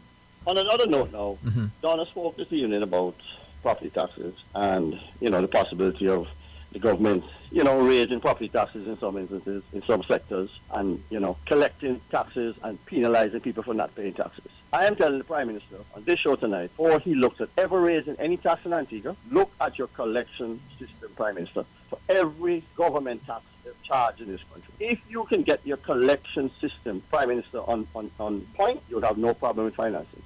Not calling you out on the radio, just telling you. Well, we can have a private conversation. That I can tell you that. I'm just saying, you have to look first, sir, at your collection. Well, let me give an example. I mean, one of our major taxes is the taxes at the port on imported goods. I don't know how you stop that manipulation. Well, I won't tell you on the radio how to do it, but I can tell you. I don't know, because that one there... Yeah, there are certain businesses in this country that you can piggyback on. Use them as an example, not right, of what kind of duties they pay in a year. And you would realize quickly how many companies in Antigua and businesses are not paying the correct duties. Very simple. If you have a container, I'm just saying... You know that we changed our security system, a more efficient system. We also have an audit team down there to back check the invoices after they're processed to see whether or not there are any discrepancies. And that has not made a difference. Not even have tried. Yeah, so there seems to be... The tax collection system needs to be looked at. My dear brother, when you have collusion within the system, I don't want to necessarily go there. It's a very, very difficult issue to manage and to increase the yield. You know as well as I PM that if you, I'm just saying tomorrow. Let me ask you, why you think some of those businesses, as you said, are paying less than a fair share of taxes? You think they do it on their own? I'm not saying so. I'm not saying that. I know they're not doing it on their own. It's a complex issue. It is a cultural issue. It is an entrenched issue. And I want to tell you, because if you raise taxes, it's easy to eradicate. People who pay the taxes now will pay more. Yeah. And I'm not shirking my responsibility here as Minister of Finance. First of all, we're not there, we're not on site. When the container comes in and it's already cleared, we got proof. By then they don't sell the goods. It's a difficult proposition. You say you have an audit team that back check the invoices. Let me just interrupt there a second as I hear the Prime Minister saying how difficult it is. Somebody sought me out. Somebody sought me out in relation to that under-invoicing thing. And they called the name of a company. I don't remember the name of the company often as I'm speaking. But they called the name of the company. Sorry. And they called the name of certain officials in the system. I wouldn't call the name on air. That they're quite aware of what's going on. They're quite aware of what's going on. And they were trying to explain to me, and I was saying to them, I don't understand, because if I purchase something overseas, before it gets shipped here, they ask me to send them the order information, and they calculate whatever they calculate, and I pay what I have to pay when it comes. So I was asking the person how this works, and that's how they called the name of the company and told me the person was being billed with something. But the person told me that a very senior person in a department in government, let me not say about it, a very senior person in a department in government is quite aware of what's happening. So I'm thinking to myself as I'm listening to this, how is it that people can seek me out and give me information, but it's so hard for it to be done, or for information to be had otherwise? I don't understand that. So as I was just listening there, that just came across my mind. Just now. Continuing. If Lamin brings, like I said, at this point, I don't want to upset the applicant. If Lamin brings in a container of, I'm just using an example, clothing, and he pays consistently between $150,000 to $200,000 in duty on that container. Consistently. Every time he brings in one, the duty is between $150,000 and $200,000. I mean, all tax, duty, RRC, ABSD, etc. And you have Philip Shaw, Colin O'Neill, or Donna Shire bringing in similar goods, very similar goods, probably even for the same person, but he's paying $40,000 consistently. Something is wrong. But no. You have looked at this issue in a very simplistic way. I am. What about if a container comes in with mixed goods, which is invariably the case, and they have the cheap ones at the front of the container and the expensive one that carry the high duties at the back, and you have a situation where there's a collusion? How you manage that?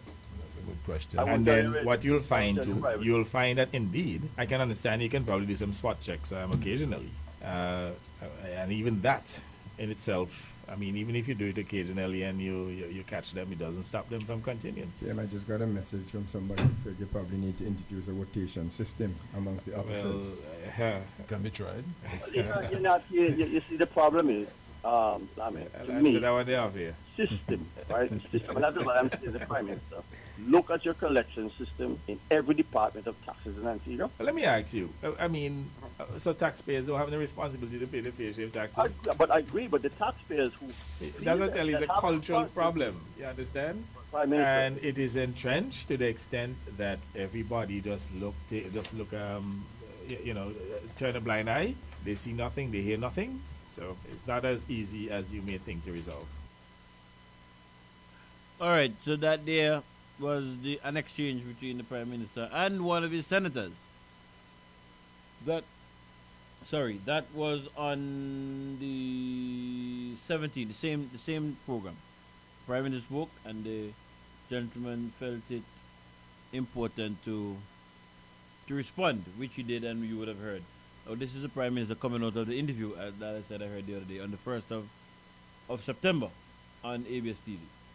Public sector workers are to receive a 14% salary increase in the next budget cycle next year, but a marginal increase in taxes will be necessary.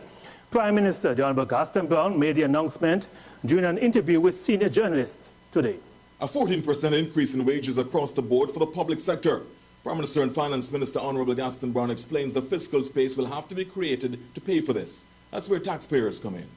Now, if you're struggling to pay salaries and wages now, and we agree to a 14% increase, then we have to do something to raise the money. And it would mean, increasing, some tax measure by maybe 1 or 2% to raise the funds so we can increase the pay of public servants. But they can't have it both ways. In order to realize or to deliver on that promise, well, not even a promise, it's an agreement now. We have actually signed off a number of them. We've also promised pensions an increase.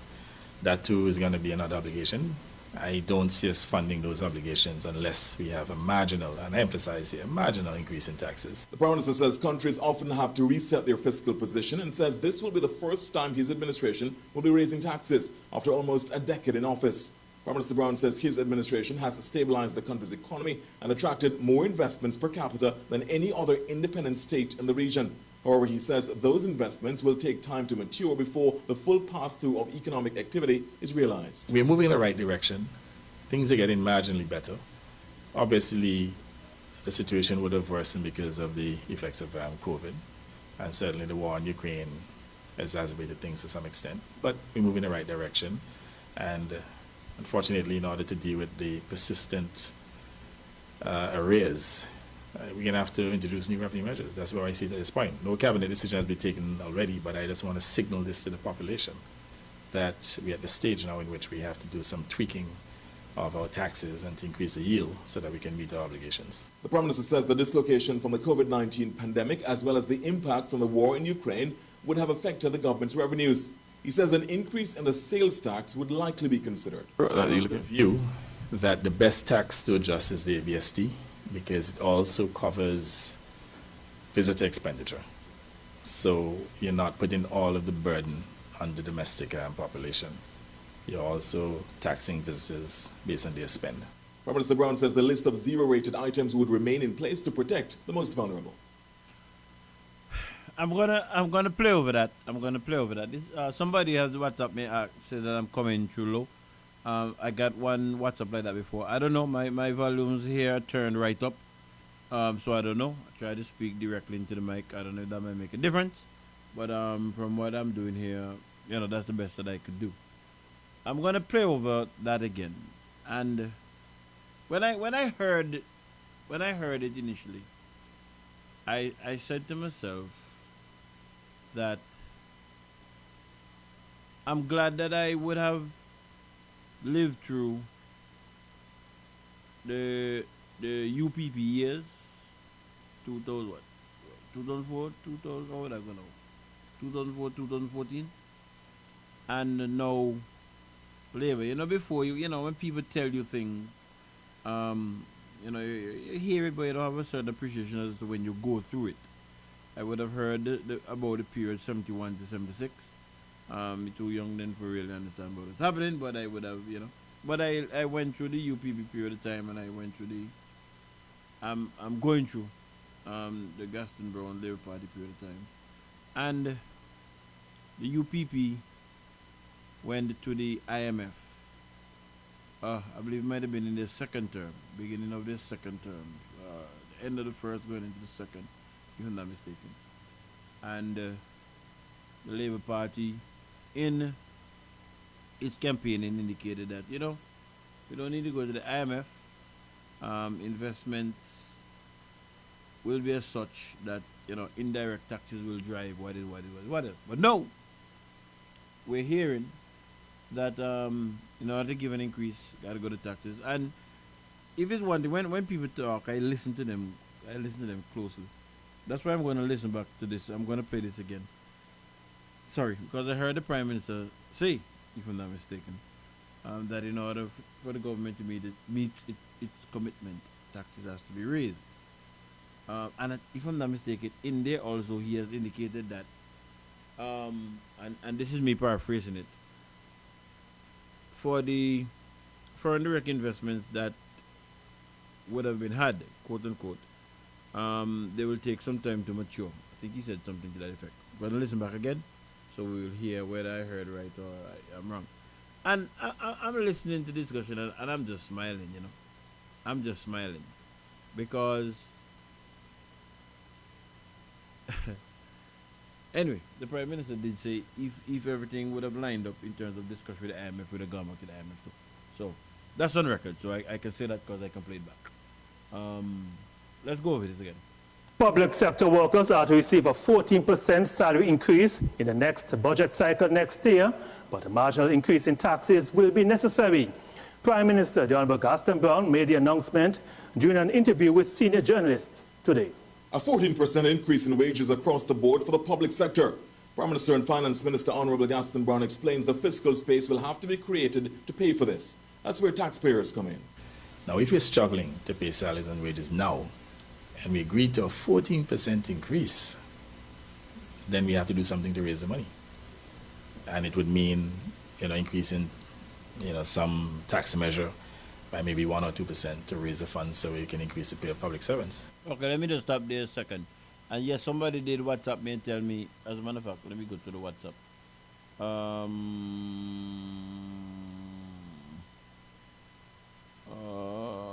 Let me go to the WhatsApp. We're looking at so much things. This one. Beef shouldn't the investment be bringing in taxes? Under normal circumstances, you'll say yes, but remember these businesses would have been given 15 and 25-year tax exemption and all kind of stuff. Remember the Mr. Weston is on record. As a matter of fact, I'll play Weston saying it himself, where he says that PLH, which is the flagship for this government in terms of investment, PLH is the worst of them. I'll play Weston right after, and we could hear what Weston says about that in relation to the taxes. The investment gets a tax holiday, then the poor man has to shoulder the responsibility. Well, you have that one there, right? What's up? Wait, it's not 5% wages will be increased by, since it was increased by 9% already. The 14% is misleading. Yes, you're correct. The 40% is kind of misleading, but you have the percentages wrong. I'm going to touch on that also just now. So I just wanted to touch base with that. Let me continue. But they can't have it both ways. In order to realize or to deliver on that promise, well, not even a promise, it's an agreement now. We have actually signed off a number of them. We've also promised pensions an increase. That too is going to be another obligation. I don't see us funding those obligations unless we have a marginal, and I emphasize here, marginal increase in taxes. The Prime Minister says countries often have to reset their fiscal position and says this will be the first time his administration will be raising taxes after almost a decade in office. Prime Minister Brown says his administration has stabilized the country's economy and attracted more investments per capita than any other independent state in the region. However, he says those remember that, more investments per capita. Investments will take time to mature before the full pass-through of economic activity is realized. We're moving in the right direction. Sorry, let me just go back to that. That's the part I was saying that I know I heard, where basically you're saying that let me play it. Or he says those investments will take time to mature before the full pass-through of economic activity is realized. We're moving in the right direction. Things are getting marginally better. Obviously, the situation would have worsened because of the effects of COVID. And certainly the war in Ukraine exacerbated things to some extent. But we move in the right direction. And unfortunately, in order to deal with the persistent arrears, we're going to have to introduce new revenue measures. In order to deal with the persistent arrears. So remember, we started out with the increase, right? So we know what the persistent arrears. Remember what was being said months ago that I played? That's why I played them. Or I see at this point, no cabinet decision has been taken already, but I just want to signal this to the population that we're at the stage now in which we have to do some tweaking of our taxes and to increase the yield. So that hear that joke now. No cabinet decision has been taken already, as yet. But just advising the public. Anybody out there really believe if Gaston goes to the cabinet and says we need to increase this tax by that, he's going to be shut down? we can meet our obligations. The Prime Minister says the dislocation from the COVID-19 pandemic as well as the impact from the war in Ukraine would have affected the government's revenues. He says an increase in the sales tax would likely be considered. The view that the best tax to adjust is the ABST because it also covers visitor expenditure. So you're not putting all of the burden on the domestic population. You're also taxing visitors based on their spend. Prime Minister Brown says the list of zero-rated items would remain in place to protect the most vulnerable. Remember, in a clip I played earlier, we're looking for the cost of living to come back down to 2% at the next budget cycle, which is going to be January of next year, right? 3 months, 2-3 months down the line. So keep that in mind. As I was going from the text, from the WhatsApp that came into me, I said I would have played Mr. Weston. This is Mr. Weston. In Antigua and most Caribbean countries, because of Sir Lewis' view way back, they felt we could only develop by attracting foreign investors and investment. And these white guys are very smart. You know, we're desperate, we're small, we don't have much choice, and they demand all kind of tax concessions, 20, 30, 40 years. So imagine you're making money, and government usually makes money from taxing you, but now you can't tax them. So you cut off government flow. So we have had an economy which has grown by 5, 6, 7% on average, except for the COVID years. But the revenues have gone down because every development, they have asked for even more and more concessions. The one in Barbuda is just ridiculous. And I have said, in terms of tax concessions, I mean, it's just page and page and page and page. And they're getting the best land and view in the world for private housing for rich folks. Where if they live in California and New York, they pay huge amount of taxes. But they want to get the best natural environment and don't pay a little tax for us. And that has to change.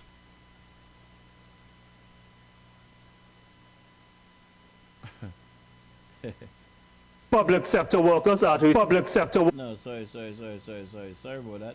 In Antigua and most Caribbean countries, because of Sir Lewis' view way back, they felt we could only develop by attracting foreign investors and investment. And these white guys are very smart. You know, we're desperate, we're small, we don't have much choice, and they demand all kind of tax concessions, 20, 30, 40 years. So imagine you're making money, and government usually makes money from taxing you, but now you can't tax them. So you cut off government flow. So we have had an economy which has grown by 5, 6, 7% on average, except for the COVID years. But the revenues have gone down because every development, they have asked for even more and more concessions. The one in Barbuda is just ridiculous.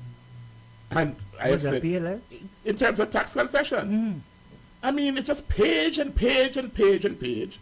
And they're getting the best land and view in the world for private housing for rich folks. Where if they live in California and New York, they pay huge amount of taxes.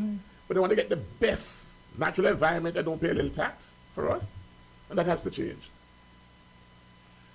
All right, so that day was the former junior minister in the Ministry of Finance. I don't know, what is it, what old people to say, or what them people to say, if shark come and tell Barracuda drone, you can go over and look for it, or what? You can go down and look for it, or you can believe the shark. So that is there.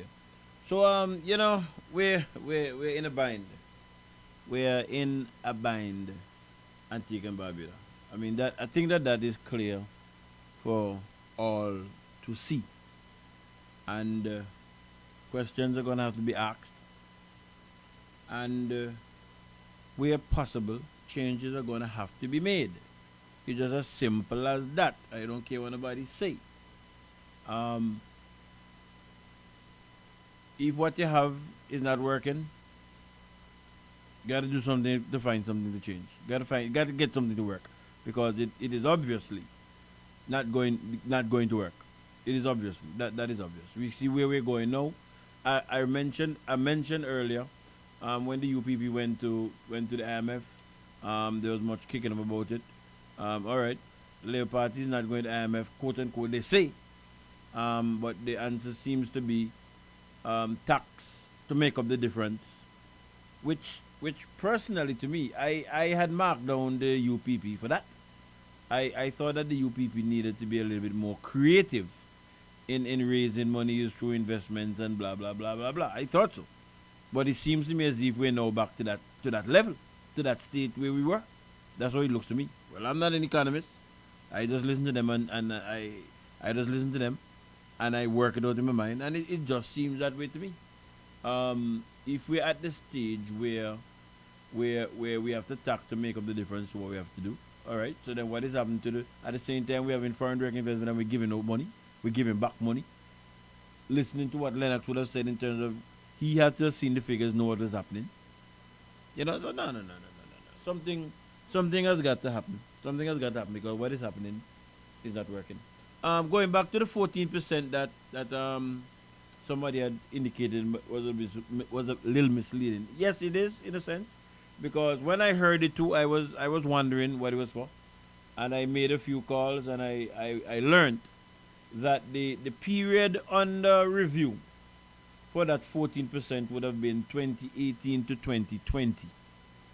2018 to 2020. So when you hear 14%, it's not 14% from next year. It's 14% covering the period 2018 to 2020. All right, I'll come back to that just now. Let me take this call. Good night, caller. Hey, good night. How are you, my brother, Beef? I'm good. How are you doing? Hey, Beef. We have a problem with that now. When Western said that?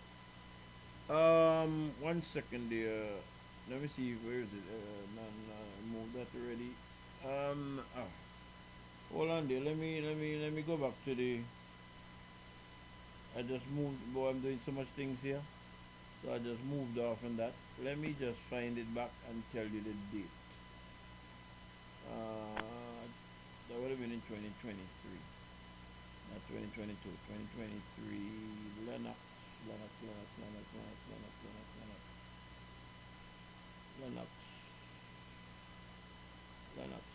Western on the 27th of July. Hello? Hi. Yeah, Dave. he made a statement on the 27th of July. I believe it was on a program with Dave Lester Payne. So this year. Yes. But our problem that he know that problem, he was with them. So he know this problem. Well, okay. I'm not gonna say. Well, obviously, he know what it is.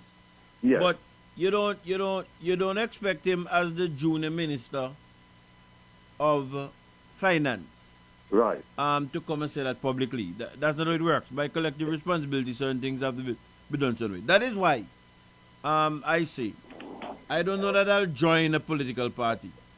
Right. I support political parties. Right. Right. If I believe that you're worthy of my support, I will support you.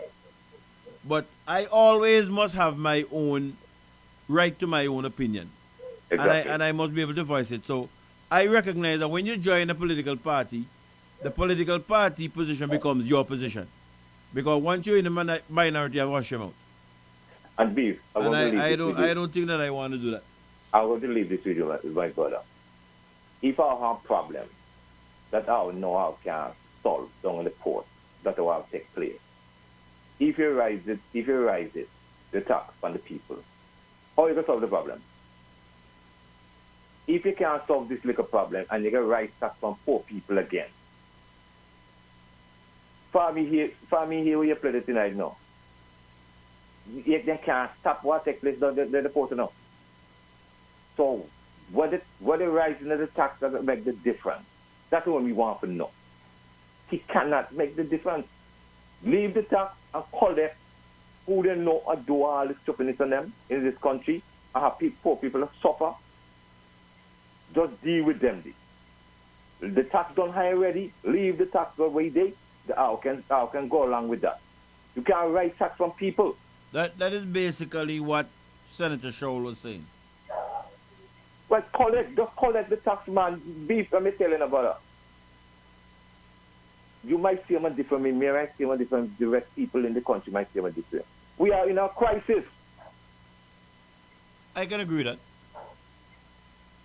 Ebola, continue to do the good work, man. All right, man. Thank you. Yeah. I can agree that we're in a financial crisis. I mean, Stevie Wonder can see that. How come people who are sight they can't see it? That's straightforward. You can see that. I don't know that if your government is telling you that they have to borrow to pay. That's why I played the question that was put to the Prime Minister in Parliament. You have to borrow to pay salaries. And no, you have to raise taxes to pay an increase. It is telling you that whatever, well, at least it's telling me you're not gaining much from what you're touting so much about in terms of foreign direct investments. You're not gaining that much as far as I'm concerned. That's my understanding of it. And yes, certain people might not be able to say that, but that's their problem, why they can't say it. Going back to what I was saying, yes, the 14% would cover the period, 2018 to 2020. And of that 14%, 5% would have been paid round about going into the 2018 election, that election 2018. I think it was in 2018. The 5% was given. What we know? 2023? Yes, I think it might have been in 2018, thereabouts. A 5% was given, and so now there's an outstanding 9%. But bear in mind that this ends for 2020. So there's a current period ongoing, 21, 22, 23. So they're actually in the almost coming to the end of the third year of another contract period. I'm going to touch on that just now also.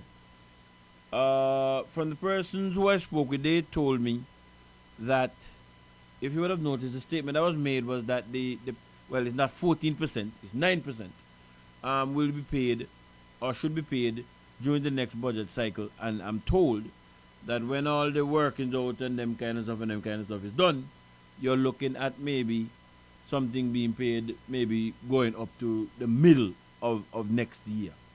That's what persons involved in certain things told me. So, if you work in the service and you know that's not the case, feel free to give me a call or WhatsApp me. So, it's actually 9% of the 14% covering the 2018 to 2020 that will be looked about. Now, I'm understanding that the negotiations for the 2021 to 2023 period is ongoing. That's what I would have heard. And I'm hearing that the union's position, or proposal, I should say, at this point in time is for workers to be paid 1 month's salary for each year. So a month's salary would cover 21, 22, 23, and I want to assume that month's salary would be at present rate.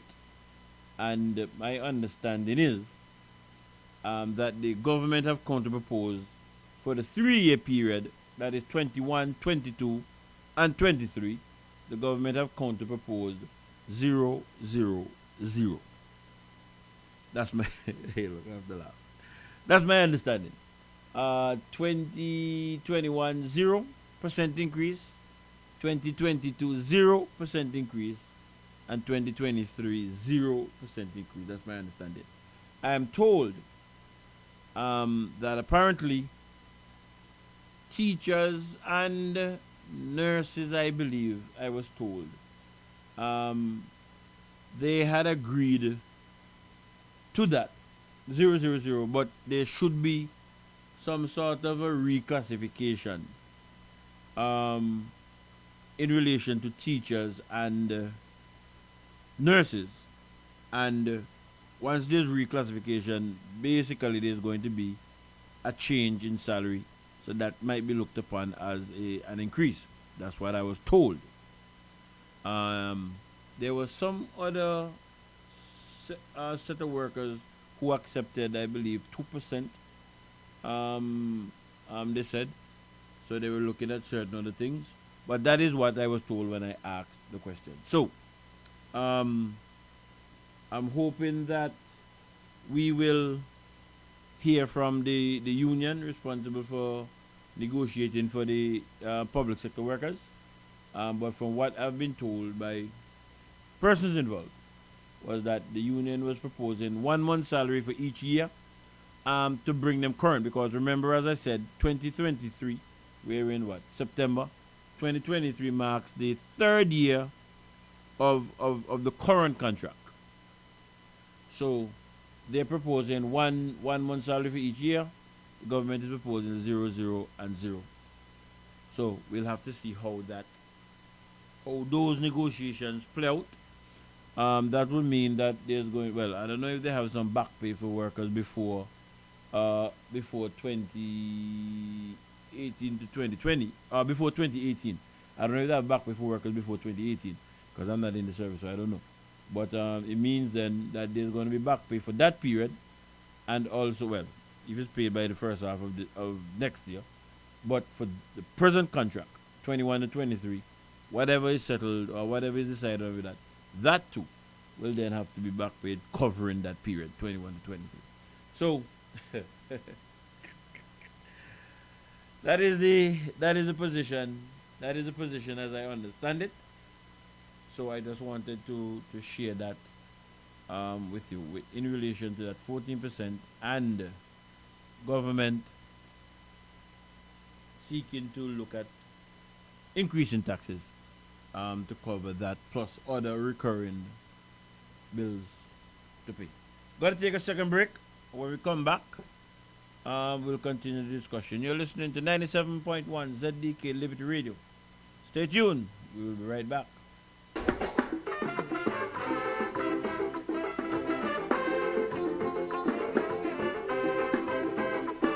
That look like a dog house. He asked for the job, he begged for the job. This notorious contractor, he say he's the best. Put him to the test. He's a powerhouse builder.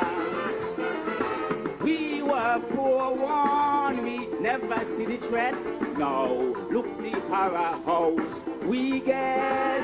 He goes to the brag and he push up his chest. Now run the project in a mess. Away he get them lumber. He should have called Ryan first. Get the pest controller. Spray fleas, big like cockroach, big like cockroach. Economic poorhouse, looky there, nah go no way. He promised we plenty luxury. We go enjoy swimming pool and jacuzzi. But look at the wall, clean like they go fall. The floorboard creak and the roof it leaking. Economic poorhouse. That's what we say. DCA no pay. He must have really think we begging for favor. Oh yo, we have to fire the contractor. In the dog house.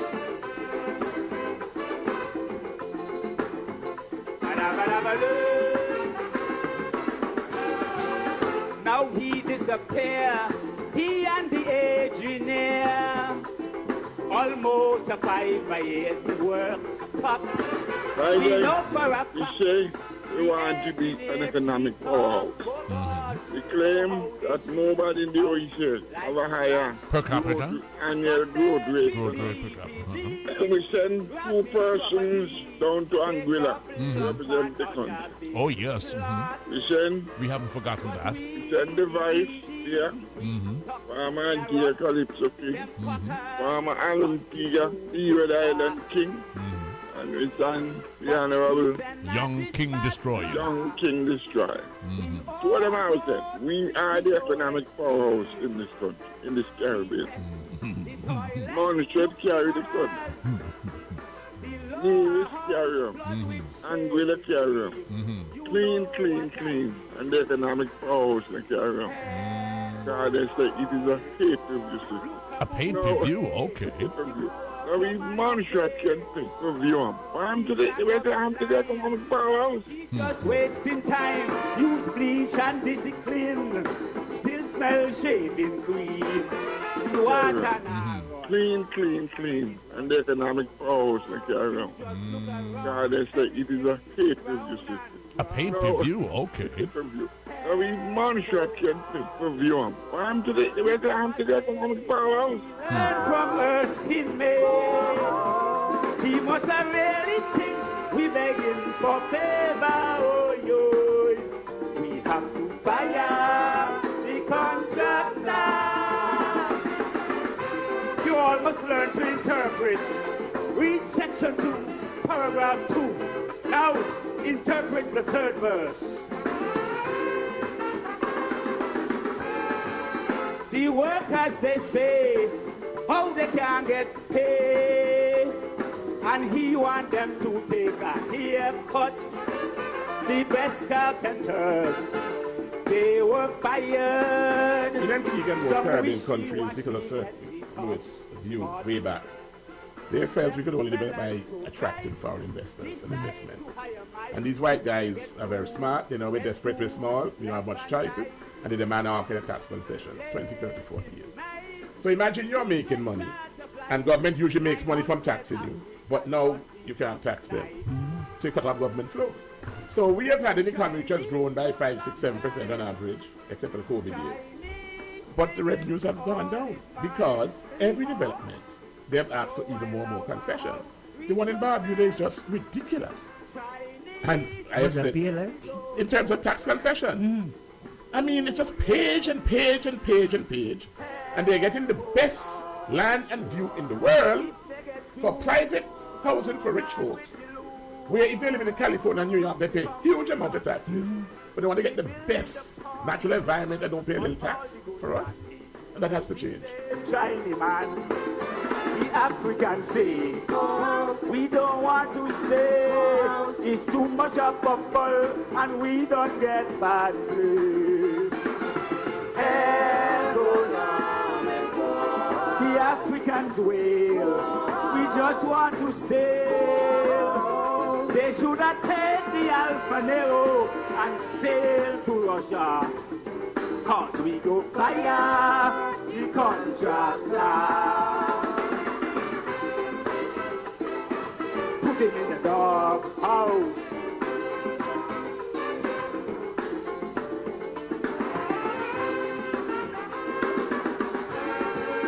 It's so much we owe, so little to show.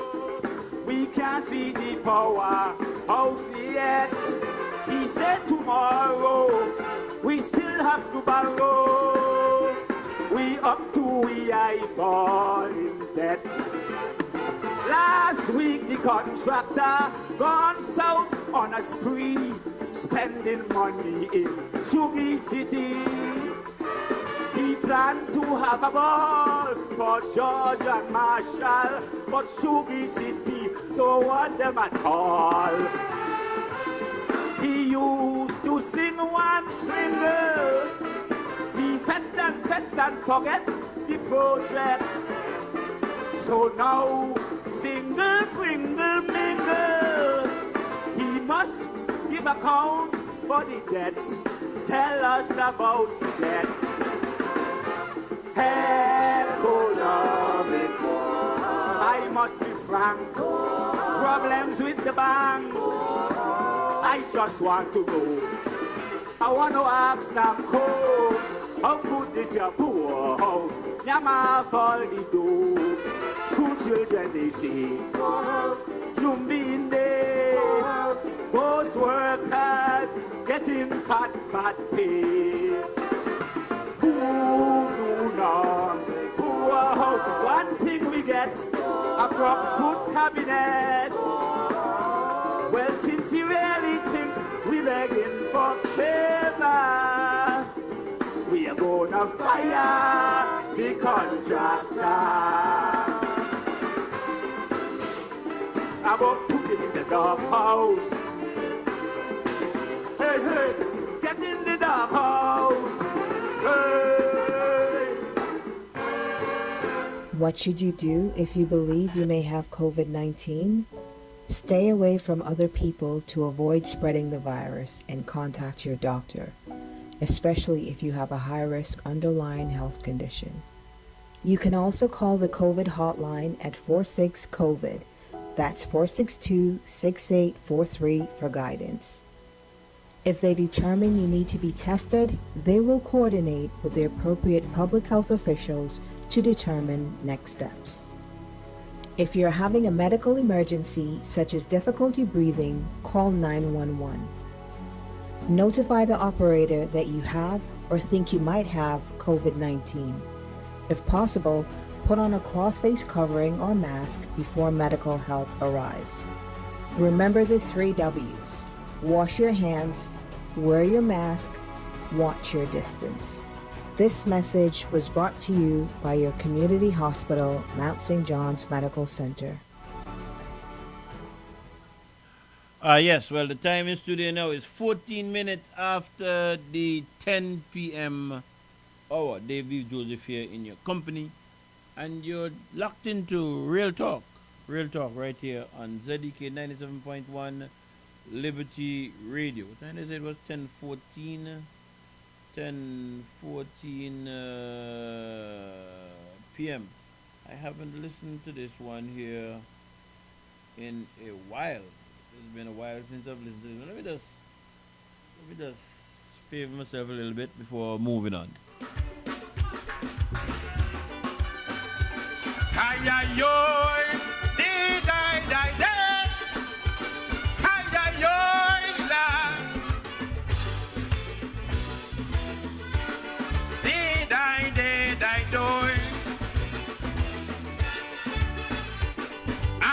Not at home, I went working when me partner came visiting.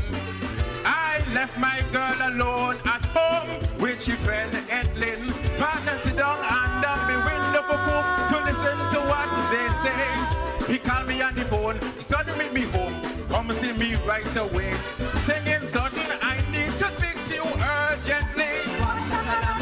This is what I heard, nobody come tell me. And look, she wicked for truth and don't love you and deserve for dead. For in the night when it's sweet and you fast asleep, look, Baba in your bed. Hi-ya-yo, hey, hi-ya-yo.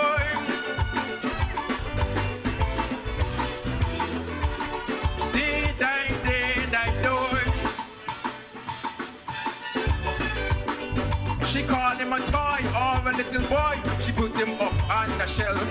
Now here is where I got confused. Who's Bob is he and Elf? She said she came home and then when she and Bob done play, you walk on top of his box. Must believe what me say. Hear what me say. She 10 times higher than Fox. Singing something I need to speak to you urgently. This is what I heard. Nobody come and tell me. Someone and look, she wicked for truth and don't love you and deserve for dead.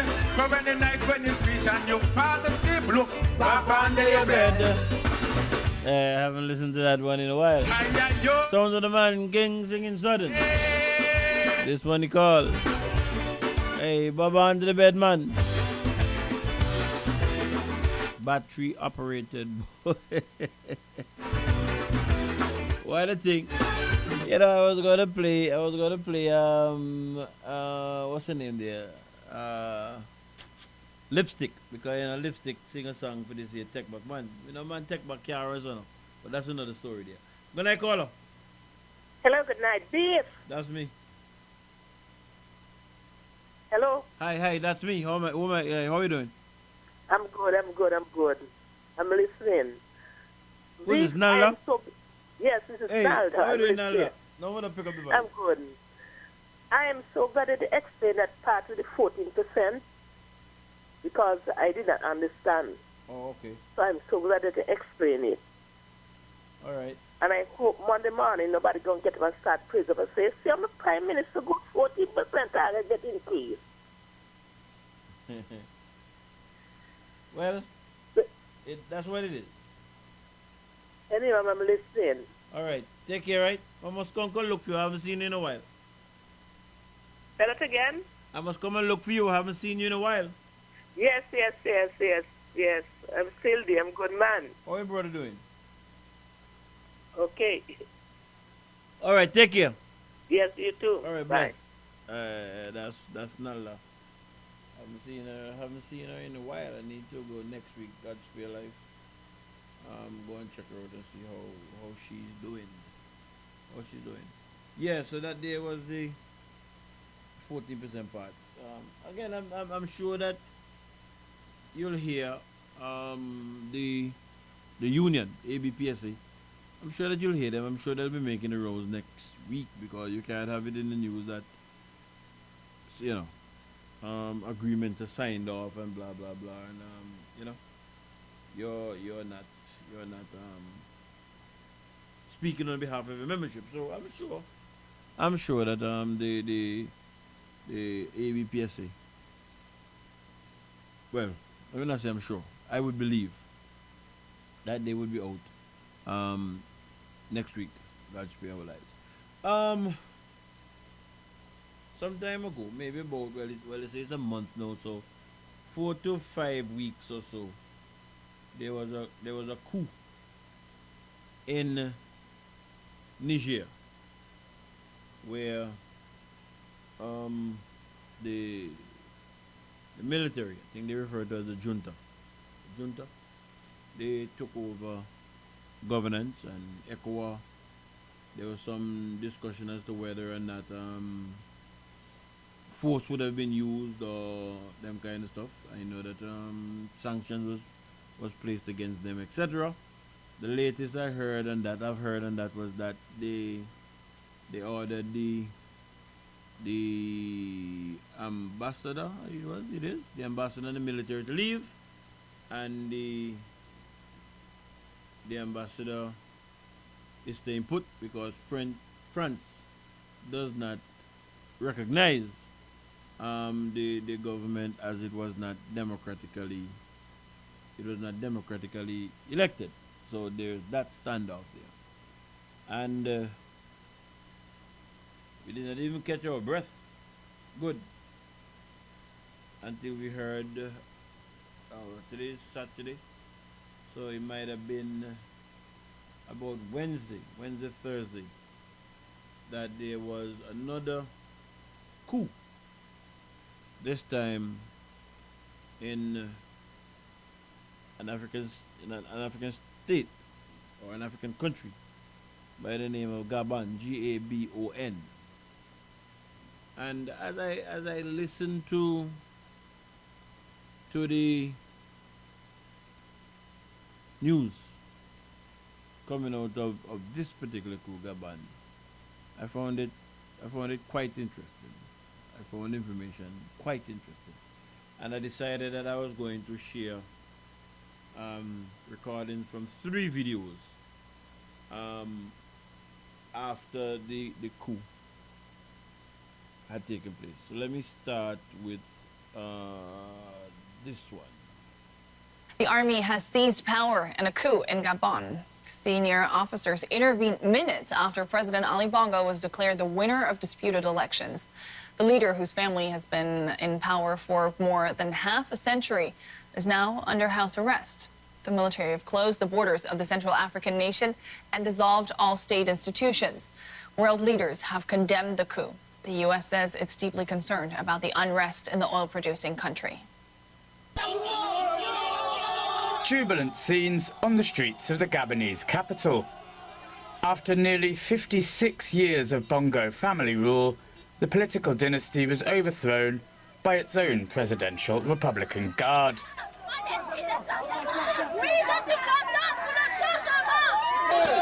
After so much time, many there are excited at the prospect of change. This is Independence Day. The army has freed our country. We are free. We have the right to be free and to express ourselves the way we want. We've had enough of the PDG party. They've ruled us for decades, even if they never won any elections. While many of Libreville's residents are celebrating, the sentiment is not shared by everyone. The US and Russia expressed concern.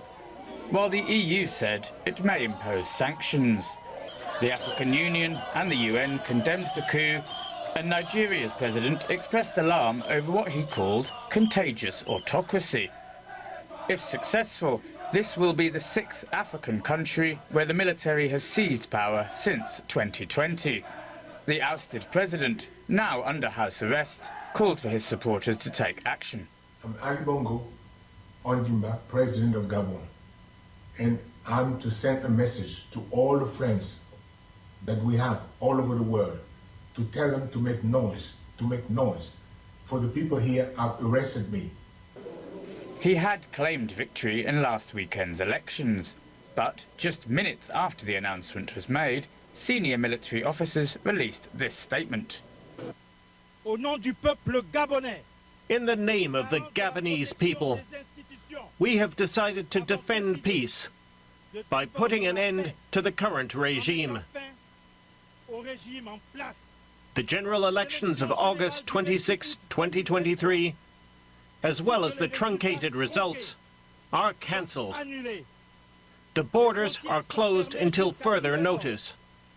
All institutions of the Republic are dissolved. In Gabon, many now hope for a brighter future, but the international community can only watch on with bated breath. ISTW correspondent Fleur Shabani, how Gabon got to this point? Well, many analysts will tell you that this is not a surprise at all for a country like Gabon. Now, it may seem to be following the trend of coups in Africa that we've seen in recent times, but this particular case is different. Now, the president that was ousted, Ali Bongo Ondimba, has been in office for 14 years, doing 2 terms, and he was just recently announced for his 3rd tenure. His father ran the country for 42 years. He took over from his father, who ran the country for 42 years.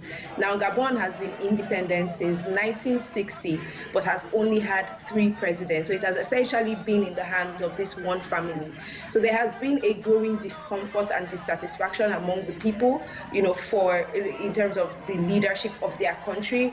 Also because Gabon is a very wealthy country, but the wealth that the country has in terms of natural resources doesn't seem to translate to the lives of ordinary Gabon people. So, and meanwhile, the president and his family live very lavish lives. Now, just this past Saturday, there was an election where the few hours before the coup, President Ali Ondimba was announced as the winner, and it was almost as if the military officers were waiting for him to be announced before then coming in, because they believe that the results that were announced do not represent the desires of the people of Gabon. So essentially, this coup is simply people or the military using the fact that people are not satisfied with the rulership of this one family to step in and say, okay, people don't want you anymore. It's time for us to change things. This is the latest in a number of coups in West and Central Africa since 2020, and our viewers will surely remember what happened in Niger just last month. You say it's different in Gabon, but is there some sort of a common thread here? Well, the common thread, I would say, would be the fact that Africans are tired of bad leadership. In the case of Niger, in the case of Mali, Burkina Faso, those countries, the reason why we saw coups in those countries, the major reason why we saw coups in those countries was insecurity and Islamic terrorist groups. But that's not the case in Gabon. And, again, yes, it was insecurity, but the fact that the leaders, the democratically elected leaders in those countries, the people felt that those leaders could not handle the security situation. And so there was growing frustration on that side. But in the case of Gabon, it's also frustration with leadership, but more so with this particular family and, the way the country has been ruled over the past 63 years. SDW's Fleur Shabani in Lagos, thank you for your input. Yes, so when I listened to that, it piqued my interest. I said, I listened to it. I said, let me share that with my listeners come Saturday night. That's the first of 3. I have 2 more that I want to share with you.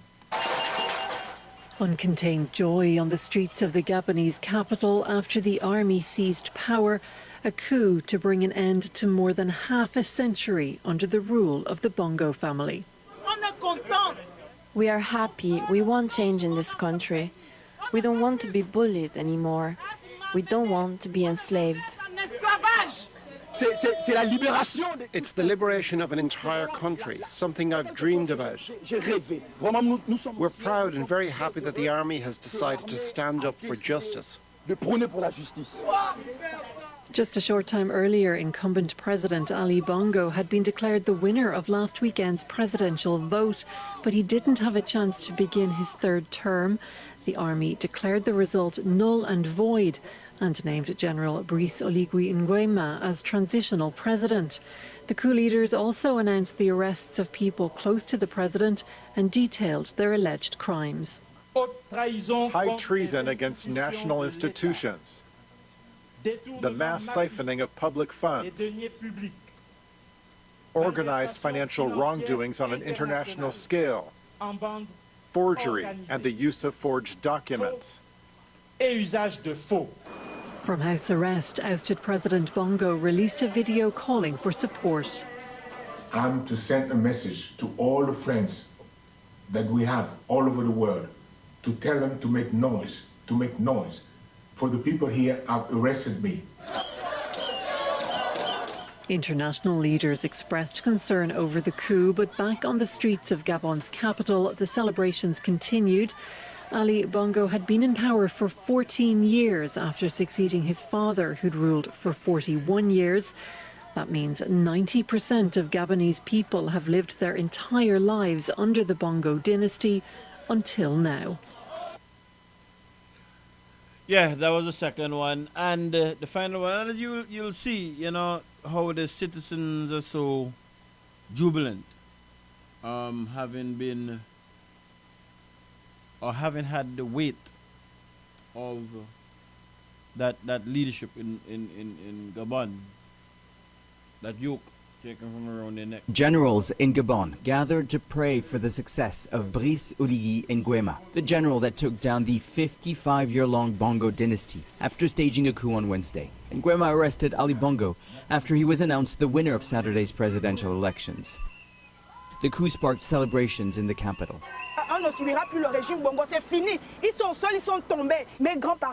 This spells the end of all the killings that my forefathers' parents and I have experienced. This is all now over. For the last 50 years, we have been ruled by a bunch of gangsters that pillage the country's resources and have made our people beggars. Our elders can't afford healthcare. Young people are unemployed. The situation has just gotten worse for a country that's so rich. $6 billion worth of crude oil were exported last year. Gabon is a country rich in natural resources where most live on less than $2 a day. The junta have accused Bongo's family of high treason, accusing them of stealing billions from state coffers. Meanwhile, the African Union has expelled Gabon. The UN and the EU, including France, the former colonial power, have condemned the coup.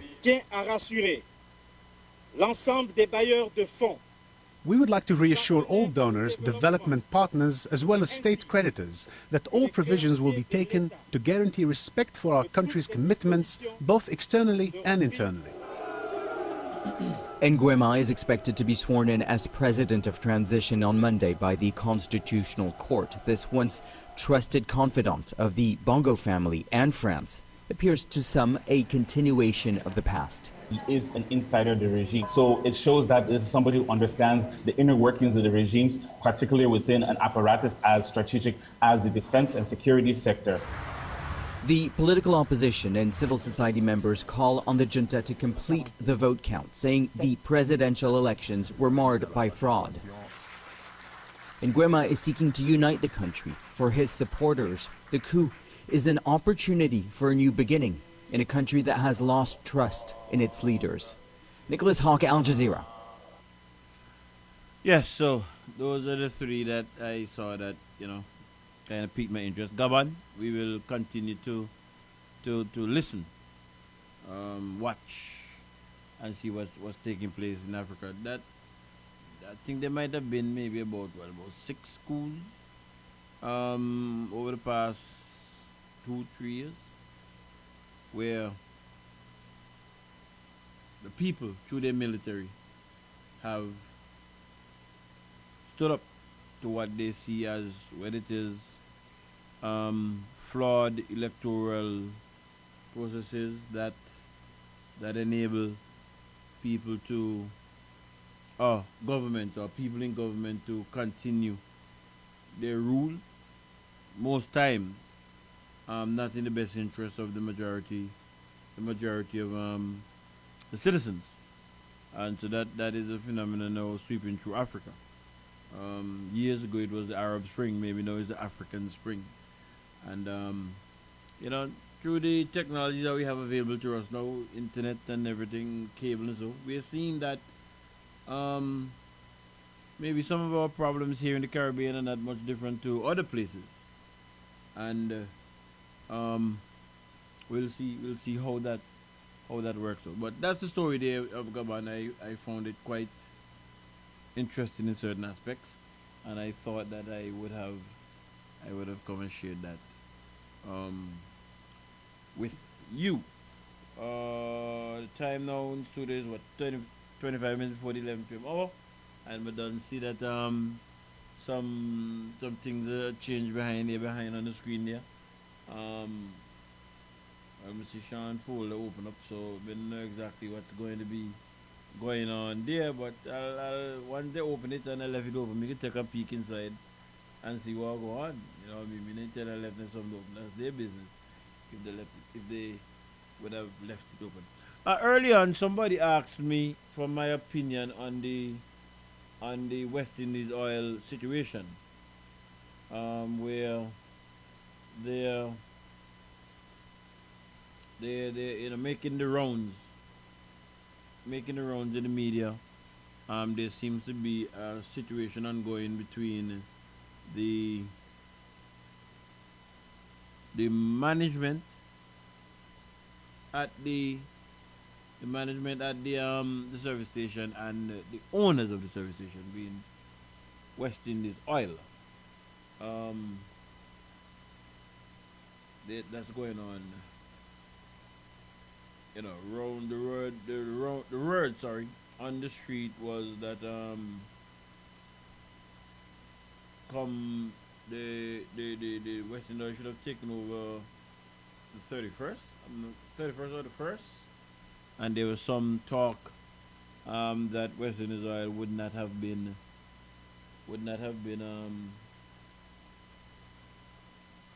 selling petrol to the management there at I call it Larry service station. I don't know if that's the name of it, or Friesville service station. I'm not sure what's the name of it, but I call it Larry's service station. I believe it might have been yesterday in the news. West Indies Oil put out a statement, and I'm going to start the discussion at based on the what West Indies Oil would have put out, so that both sides would be over there. If I'm not, no, I'm just saying that, if I'm not mistaken, maybe about a month ago, if it's so long, I can remember seeing a video on YouTube. George Wenner does some video work. I saw a video on YouTube when he was out at the gas station, indicating what they might have been, what they might want to do, or what. About a month ago, if it's that long.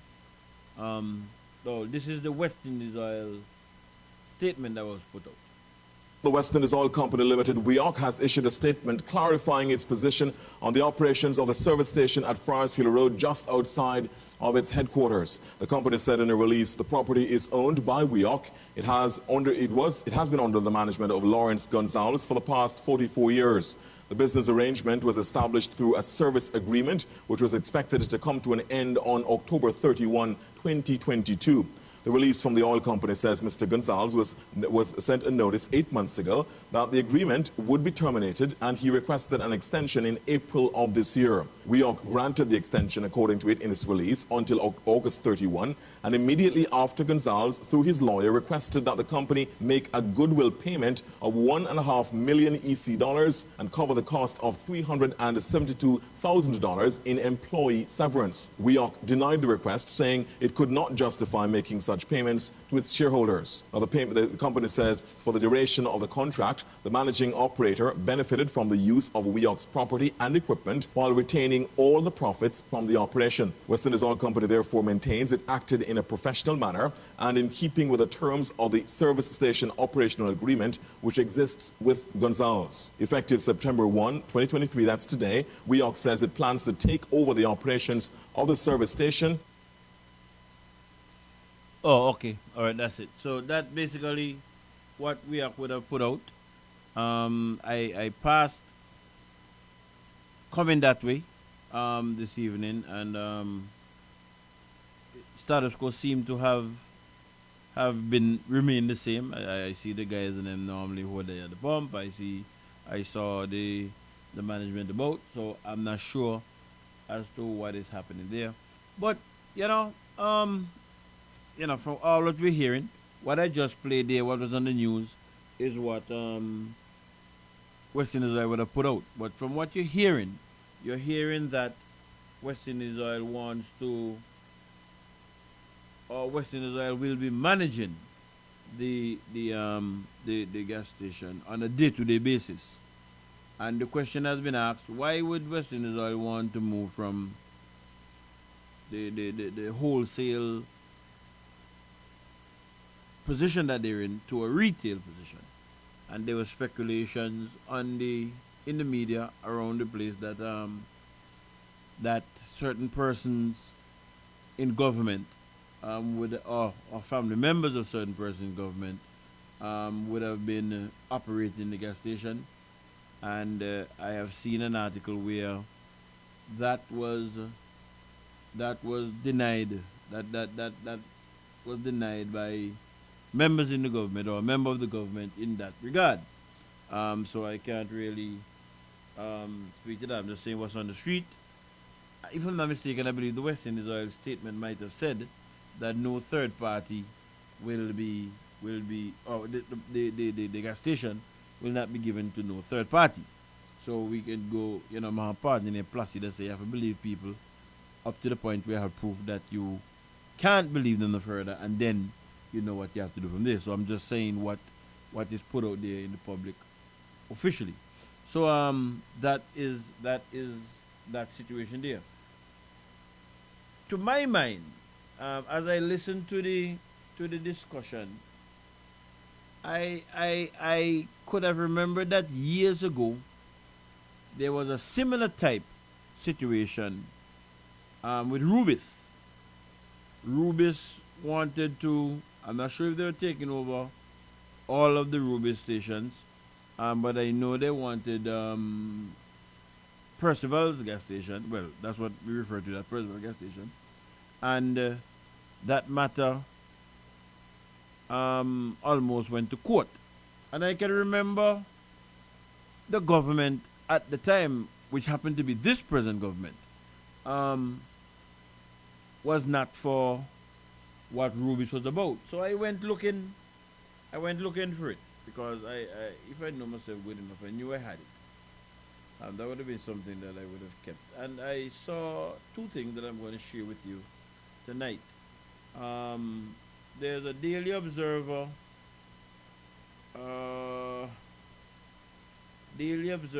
of Saturday, May 27, 2017. I don't know how many of y'all still have that. Saturday, May 27, 2017. And strange enough, I went looking for that story with Rubis, and the front page on that Observer newspaper was Green Bay father shot dead. And they have a picture there, and the insert it said national footballer Jari Jackson pictured, and his friend Tevin George are being treated in hospital for gunshot wounds they sustained on Thursday night in an incident in which Jari's 66-year-old father was shot dead outside his Green Bay home. That is, because I'm looking at the actual paper now, that is on the front page of the paper. So I said to myself, okay. And I said that to myself, okay. Anyway, page 5 of that paper has a story, page 5, has a story, the story is captioned, Rubis and gas station operator to square off in court. As I said, Saturday, May 27, 2017, the picture there looks like a picture of a D service station to me. That area over there look like going to the airport. And this is a story, and I decided I'm going to share it with you. Because as I listen to what's happening with West Indies Oil, where, from what we're hearing, West Indies Oil wants to operate a gas station there on a day-to-day basis. I don't know why they picked that one as opposed to another one, or if they're going to be doing all. And I just found some inconsistency in where the government is now, as opposed to where they were then. What I'm going to read now. And I'm going to say government, yes, because West Indies Oil is majority owned by government representing us. So I can see all of this is not happening, or is happening, and it hasn't reached up to the level of the board of directors. And my understanding of the board of directors, for at least, I don't know if it's all of the persons or some of the persons who are on the board, but my understanding is that Hilary Humphreys is the chairman. He's a former Labour Party minister. The present minister for Public Works, I'm not sure if she has some other ministries. Well, I think she has some other ministries. That's Member of Parliament for the Rural East constituency. MP Maria Brown is on the board. I hear another name, Abina St. Luce, who is John St. Luce's daughter. I was made to understand. Former Labour Party minister again, his daughter, she's on the board. And there's a fourth name that they called. There was a fourth name that the person told me. Humphreys, Maria, St. Luce. There was a fourth name. I don't remember that now. I can't see what's happening over there with Larry. Has that escalated up to the board level? And if I'm correct, if it has escalated up to the board level, I don't see how that have not reached to cabinet, etc. Those discussions. And as I'm saying, this present government was in place when the situation with Rubis was taking place. So here we go to the story. Rubis and gas station operator to square off in court. With an injunction in place, service station operator Bernard Percival and the French energy giant Rubis are hoping that legal action initiated by the businessman will be heard soon in the High Court. Percival is trying to stop the company permanently from evicting him from the Fort Road gas station, which his family, beginning with his father, has run for almost 50 years. So he have 10 years on Larry. So I think it's 40-something years ahead with Larry. Late last year, when Percival's contract was up for renewal, Rubis gave notice that he would have to vacate the premises by January 1, 2017. Since December 2016, a court ruling has temporarily thwarted the energy company's plan, giving the businessman interim relief. Percival and the Rubis CEO, Mauricio Nichols, told Observer Media that they are eager for a court date to be set so the matter could be over and done with. The plaintiff's lawyer, Hugh Marshall Jr., said the French company did not contest the injunction, but has opposed a substantive claim that the family has an equity in the continuation of a lease management. So Percival was saying that they have an equity in the continuation of a lease management after 50 years. And if Larry have one after 40 years. According to the attorney at law, the Percivals argue that they were assured they would be able to operate their business so long as they paid their rent in accordance with the contract. Marshall alleged that the arrangement dates back to Texaco/Chevron West Indies Limited, which sold its Antigua operations to Rubis in 2011. He also explained that the Percival family had borrowed, quote, substantial sums which it invested in merging its adjoining property with that of Rubis to create one service center. The eviction looms even though the local businessman has agreed to pay the several increase demanded by the French conglomerate. And in addition to the negotiation of the contract, the operator also wants the court to order Rubis to rescind the letter of notice it issued. Marshall told this newspaper that he believed the recent action taken by Rubis is in retaliation to Percival's inability to get the government to increase the wholesale fuel margins for Rubis. Quote, Rubis had over time made representations to Percival seeking his assistance to get the government to allow them a higher profit margin. He's an ambassador and he has not assisted. Now they want to bring their relationship of over 50 years to an end, the attorney reasoned. But the Rubis CEO, who is based in Barbados, denied Marshall's allegation in a telephone interview. We are not doing this to pressure the government, Nichols said. It is totally untrue. He disclosed that taking back the Fort Road station is part of his company's strategic plan to improve the Antigua retail business, which frozen margins have made unprofitable for years. In December 2016, Prime Minister Gaston Brown had justified the decision to deny the increase by saying it would unacceptably push up petrol prices. Quote, we have not given up hope that one day we will be able to get a marked increase to return that business to profitability. We do not give up that easily, end of quote, Nichols said. Observer Media on Friday, when asked why Percival could not be part of the turnaround, the Rubis CEO said his company had exhausted the option of working with the present franchise holder to improve profitability. He also said Rubis has no plans at this time to take over the other retail service stations. The Rubis executive was, however, non-committal about whether the company would appeal a ruling which favors Percival when the claim is eventually heard in the High Court. Quote, depending on the decision, we will make an assessment with our lawyers and go from there, he said. End of quote, he said. Rubis is a retailer and wholesaler of petrol in Antigua. So that was an article carried in the Daily Observer, as I said, on the Saturday, May 27, 2017.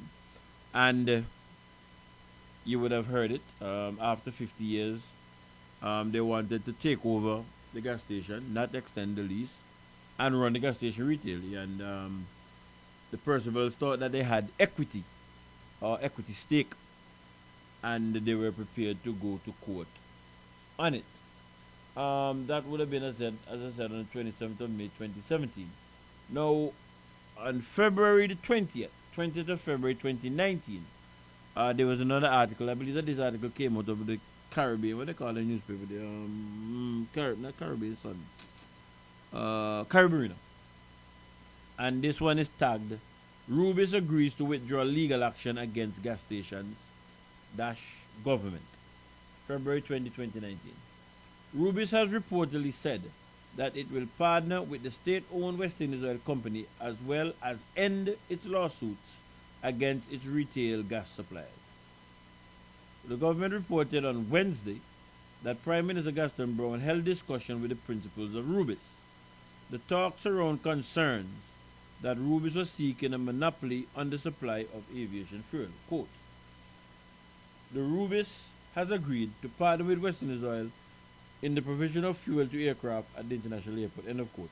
The government said in a brief report from Cabinet, quote again, Rubis has also agreed that it will withdraw its legal action against gasoline stations and seek to negotiate a reasonable rent increase from the gasoline retailers to operate gas stations that it owns and which stations carry its brand name, the report added. So this is a report coming out of Cabinet that Rubis has agreed that it will withdraw its legal actions against the gas stations and seek to negotiate a reasonable rent increase from the gasoline retailers. So it's reasonable to believe from this that discussions took place in relation to what is happening with Percival in the cabinet meeting that they met.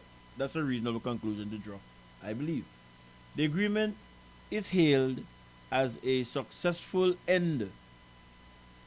The agreement is being hailed as a successful end a series of negotiations that seemed headed for further court action. The cabinet said congratulated all the stakeholders. Let me just read what I have here. The cabinet said congratulated all the stakeholders for finding an acceptable solution to the brewing crisis. That's the end of the story. So my question is, how come there's not a settlement to the brewing crisis out at Larry gas station? I don't know. But I remembered from the back of my head, I remembered that there was an issue with Rubis, and I didn't remember exactly how it ended up. But I remember that there was, and at the time, the present government was still in power. One that's in power was in power then, and as you would have heard from the second story that I read, apparently they would have been involved in discussion with Rubis, and the matter did not. Rubis agreed to withdraw and did not go to court. So I don't understand what's happening out at West Indies Oil, where the same government, or this is what, the third term, the same government owns West Indies Oil and is in a similar position as far as I can see, in a similar position, but their position seems to be different. The position that they're taking seems to be a little different. I don't know. Let us wait and watch and see what happens. I'm hearing on the ground that the owners of the managers of the gas station should be going to court. I can't tell you what the pleadings are, whether they're going to court on, but I'm sure that our different media outlets will be following this story. Just before I go on to, I don't know what I have here put up, but I'm going to play that just now. You know what? Before I go to that, let me go to it over here. You know, I understand. I brother, when serpent and say. Oh, laddie, got a serpent now. That means I tell you I plan to pick me. And when you send them to school, plan that in 5 years' time, then get done, so you're supposed to have your money. You remember when I said that? And other people agreed with me. Because they see a politician. When they vote for them. As their banker. It's and to make their lives better. And is that what a politician really is? Yes, politician is supposed to make your life better. Okay. Right? So they automatically become your banker, your contractor, your plumber, your electrician, your grass cutter, your gutter cleaner. You're responsible to make the economy one that will filter down to everybody else. Okay. Not run up to you alone. Right? You know what I understand? I brother, when serpent and say. Oh, laddie, got a serpent now. That means I tell you I plan to pick me. And when you send them to school, plan that in 5 years' time, then get done, so you're supposed to have your money. You remember when I said that? And other people agreed with me. Because they see a politician. when they vote for them, as their banker, and to make their lives better. And is that what a politician really is? Yes, politician is supposed to make your life better. Okay. Right? So they automatically become your banker, your contractor, your plumber, your electrician, your grass cutter, your gutter cleaner. You're responsible to make the economy one that will filter down to everybody else.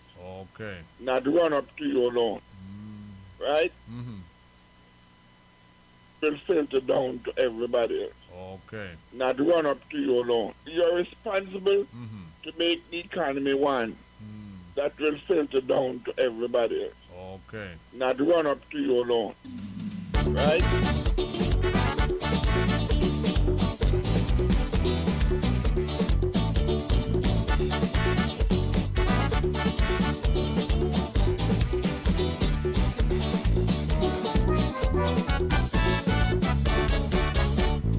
Hearing the sound, the rumble in town.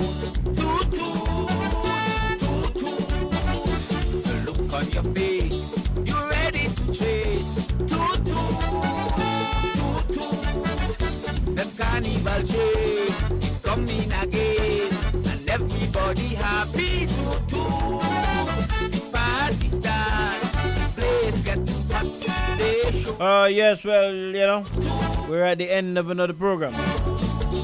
11 p.m.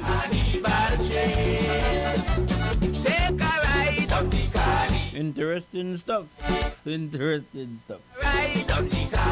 Let me just say thank you to those persons who would have WhatsApp. Hey, thank you very much for staying the course with me tonight. Hey, to the silent majority, those persons who are just going to listen, they're not going to call, they're not going to WhatsApp, but they're going to be listening. Thank you, thank you, thank you for staying the course. Hey, should it be the Almighty's will, I should be back next week. Good night, caller. Good night, Brother Beef. Where's the king? Boy, I'm good, but yeah, wait. Me know you go, but you can't move yet still. Cause me need like a car. Remember me too bright. So me need like a clarification with certain things came. Cause you say back in when it happened with Percival, the government is in the power. Well, the same government is in power now, was in power at the time. And what it is, they situate and make sure everything go good so Percival could hold his place. It appears so to me. Because based on the second article that I read, it seemed as if it was after some discussion with the cabinet, where one, the Rubens partnered with West Indies Oil in relation to jet fuel, and two, they then withdraw their case with the understanding that they would have negotiated a reasonable rent with Percival. Okay. And then if I could remember back in those days, you know, it happened so for real because, as you know, Percival, well, we all know, was on that same side, so you don't know the result is going to be. But now with this one of West Indies now, yeah, that have me kind of a frustrated bit because what I'm saying, for all them years that he's there, why they can't come to a good agreement, what happened, or what it is, who's really going to run it after he moved in? Who's going to take over? Well, according to West Indies Oil, the information put up by West Indies Oil will be running it on a day-to-day basis. And West Indies Oil have any gas station that they run in now on a day-to-day basis? Not to the best of my knowledge. Really, Beef. So for all them years, them didn't have a gas station that's running that they could run. But now, they want to make a change and do some...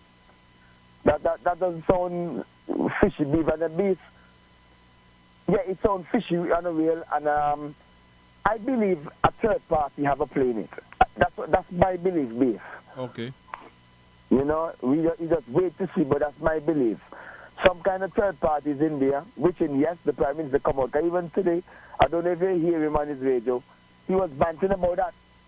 And he was even banging Larry too. What was that? You know? But I don't know if you hear it actually. No, I didn't. I wasn't listening. Yes, because he was probably can try to get the clip. Can it happen anything like around after 6? Yeah, after 6, between 6 and 6:30, somewhere around there. Between 6 and 7 o'clock. Okay. He was talking about it and hitting about it, and he even said a few other things again about Larry, but it was because he was just quick and fast, and I was really doing some of the time. I didn't really pay attention too much. Okay. You see, but get the clip, you know, so you can even hear it for yourself as well. And that clip or that lesson that you have with Percival, with back what happened back in the days with West Indies, you can send it to me. Wait, every week? Every week was there something? You never sent me that. The one with Percival, me talk no. But no, you're talking about what? But you never sent it to me because I was talking about that. I was talking about that. You know, me listen, I'll read the program. That's a good thing. And they're talking about the different issues with Larry. But I never hear nobody come up with the one with Percival. Because there's a difference between me and that's why, anyway, I show more Dave. Well, yeah, keep your mouth shut, my brother. But yeah, send it to me, blood. Okay, I'll do that. And safe drive, go forward the yard, my brother. All right, I'll send the papers on page, the stories. As a matter of fact, I'll send the two things to you. Okay, my brother. The Observer and the other one.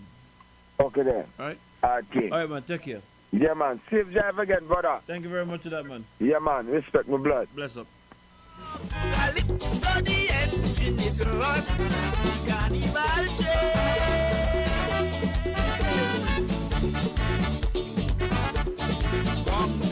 If you'd like to make a call, please hang up.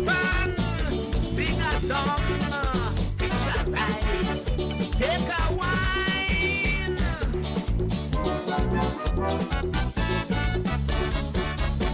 To stay on your feet, remember to eat.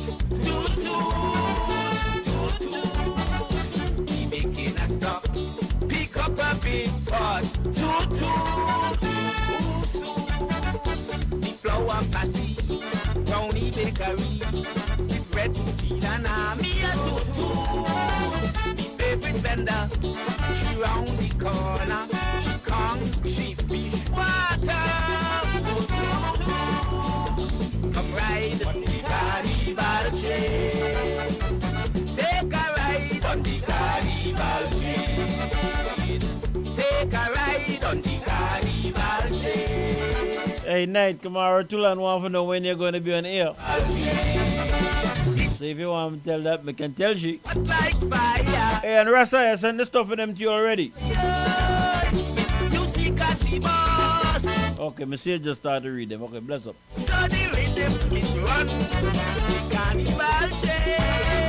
Hey, Rasa, I'm going to give you things on.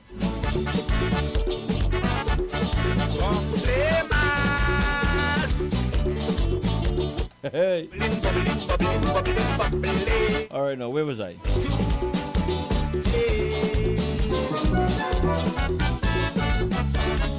All right, let me start from here. Yes. Hey, try and keep us safe as possible. Hey, for the ladies who reside alone, burn the little extra electricity.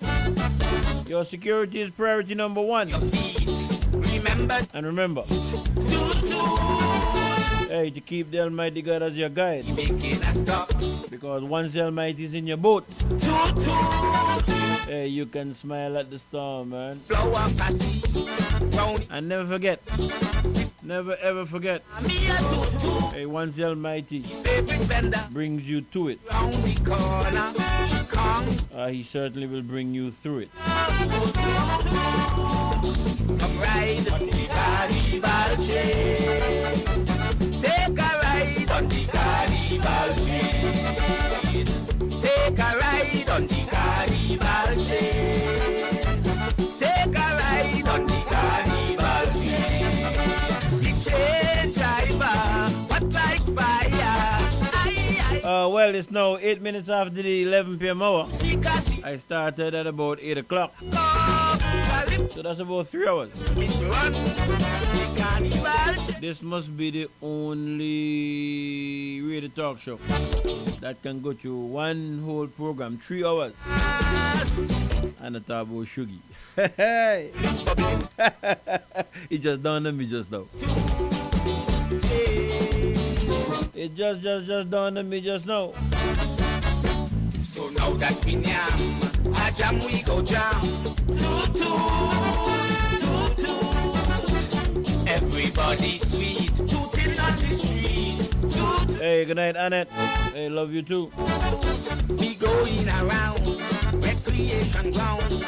Now play the passage. Toot toot. When we get inside, turn up the vibe. Turn up, mash up the place. Toot toot. Come ride on the carnival train. Take a ride on the carnival. Hey, to that night, not tell me nothing yet, so I can't get any information. And I'm getting out of here just now. Come take a ride on the carnival train. Look sweet. Hey, so until we come together again, next week, Saturday, God's Spare Live, I'm gonna go out with The Voice, formerly known as The Bear. Hey, this one he tagged. Hey, Don't Wake the Bear. This was his second rendition in the just concluded Anguilla Leeward Islands competition. Yeah, I think that's what it was. This is what he did to bring home the crown. Take care, everybody. Much love.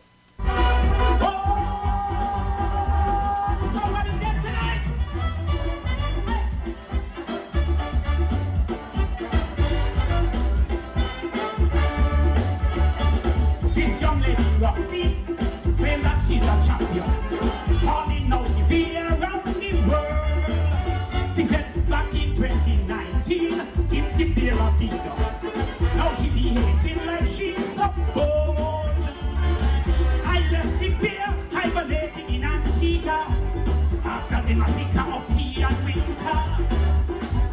As the people's voice, he decided to make his choice, to give her the stern warning, to wake the beer west the wind.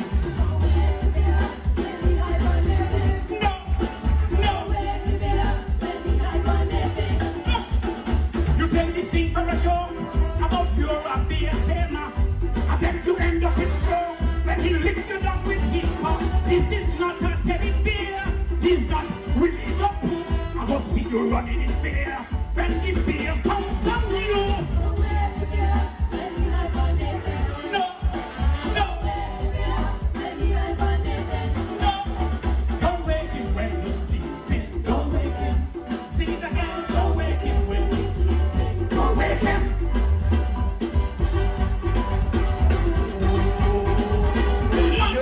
Sugar.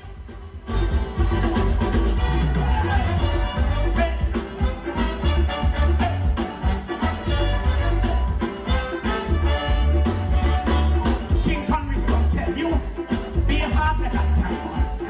Everywhere he goes, he cause damage. Vicious as a pit bull, deadly as a shadow. In the Calypso ring, he is a savage. In the Calypso war, he's taken no prisoner. Enter his jungle, you will suffer.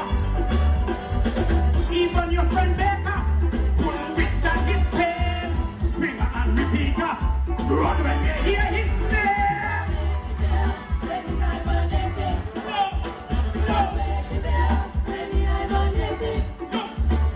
You went down to Montserrat, and girls give you some blows. You think you're a tiger cat? If you will tear off your clothes, all on the ground you're rolling. I believe you're suffering from grind.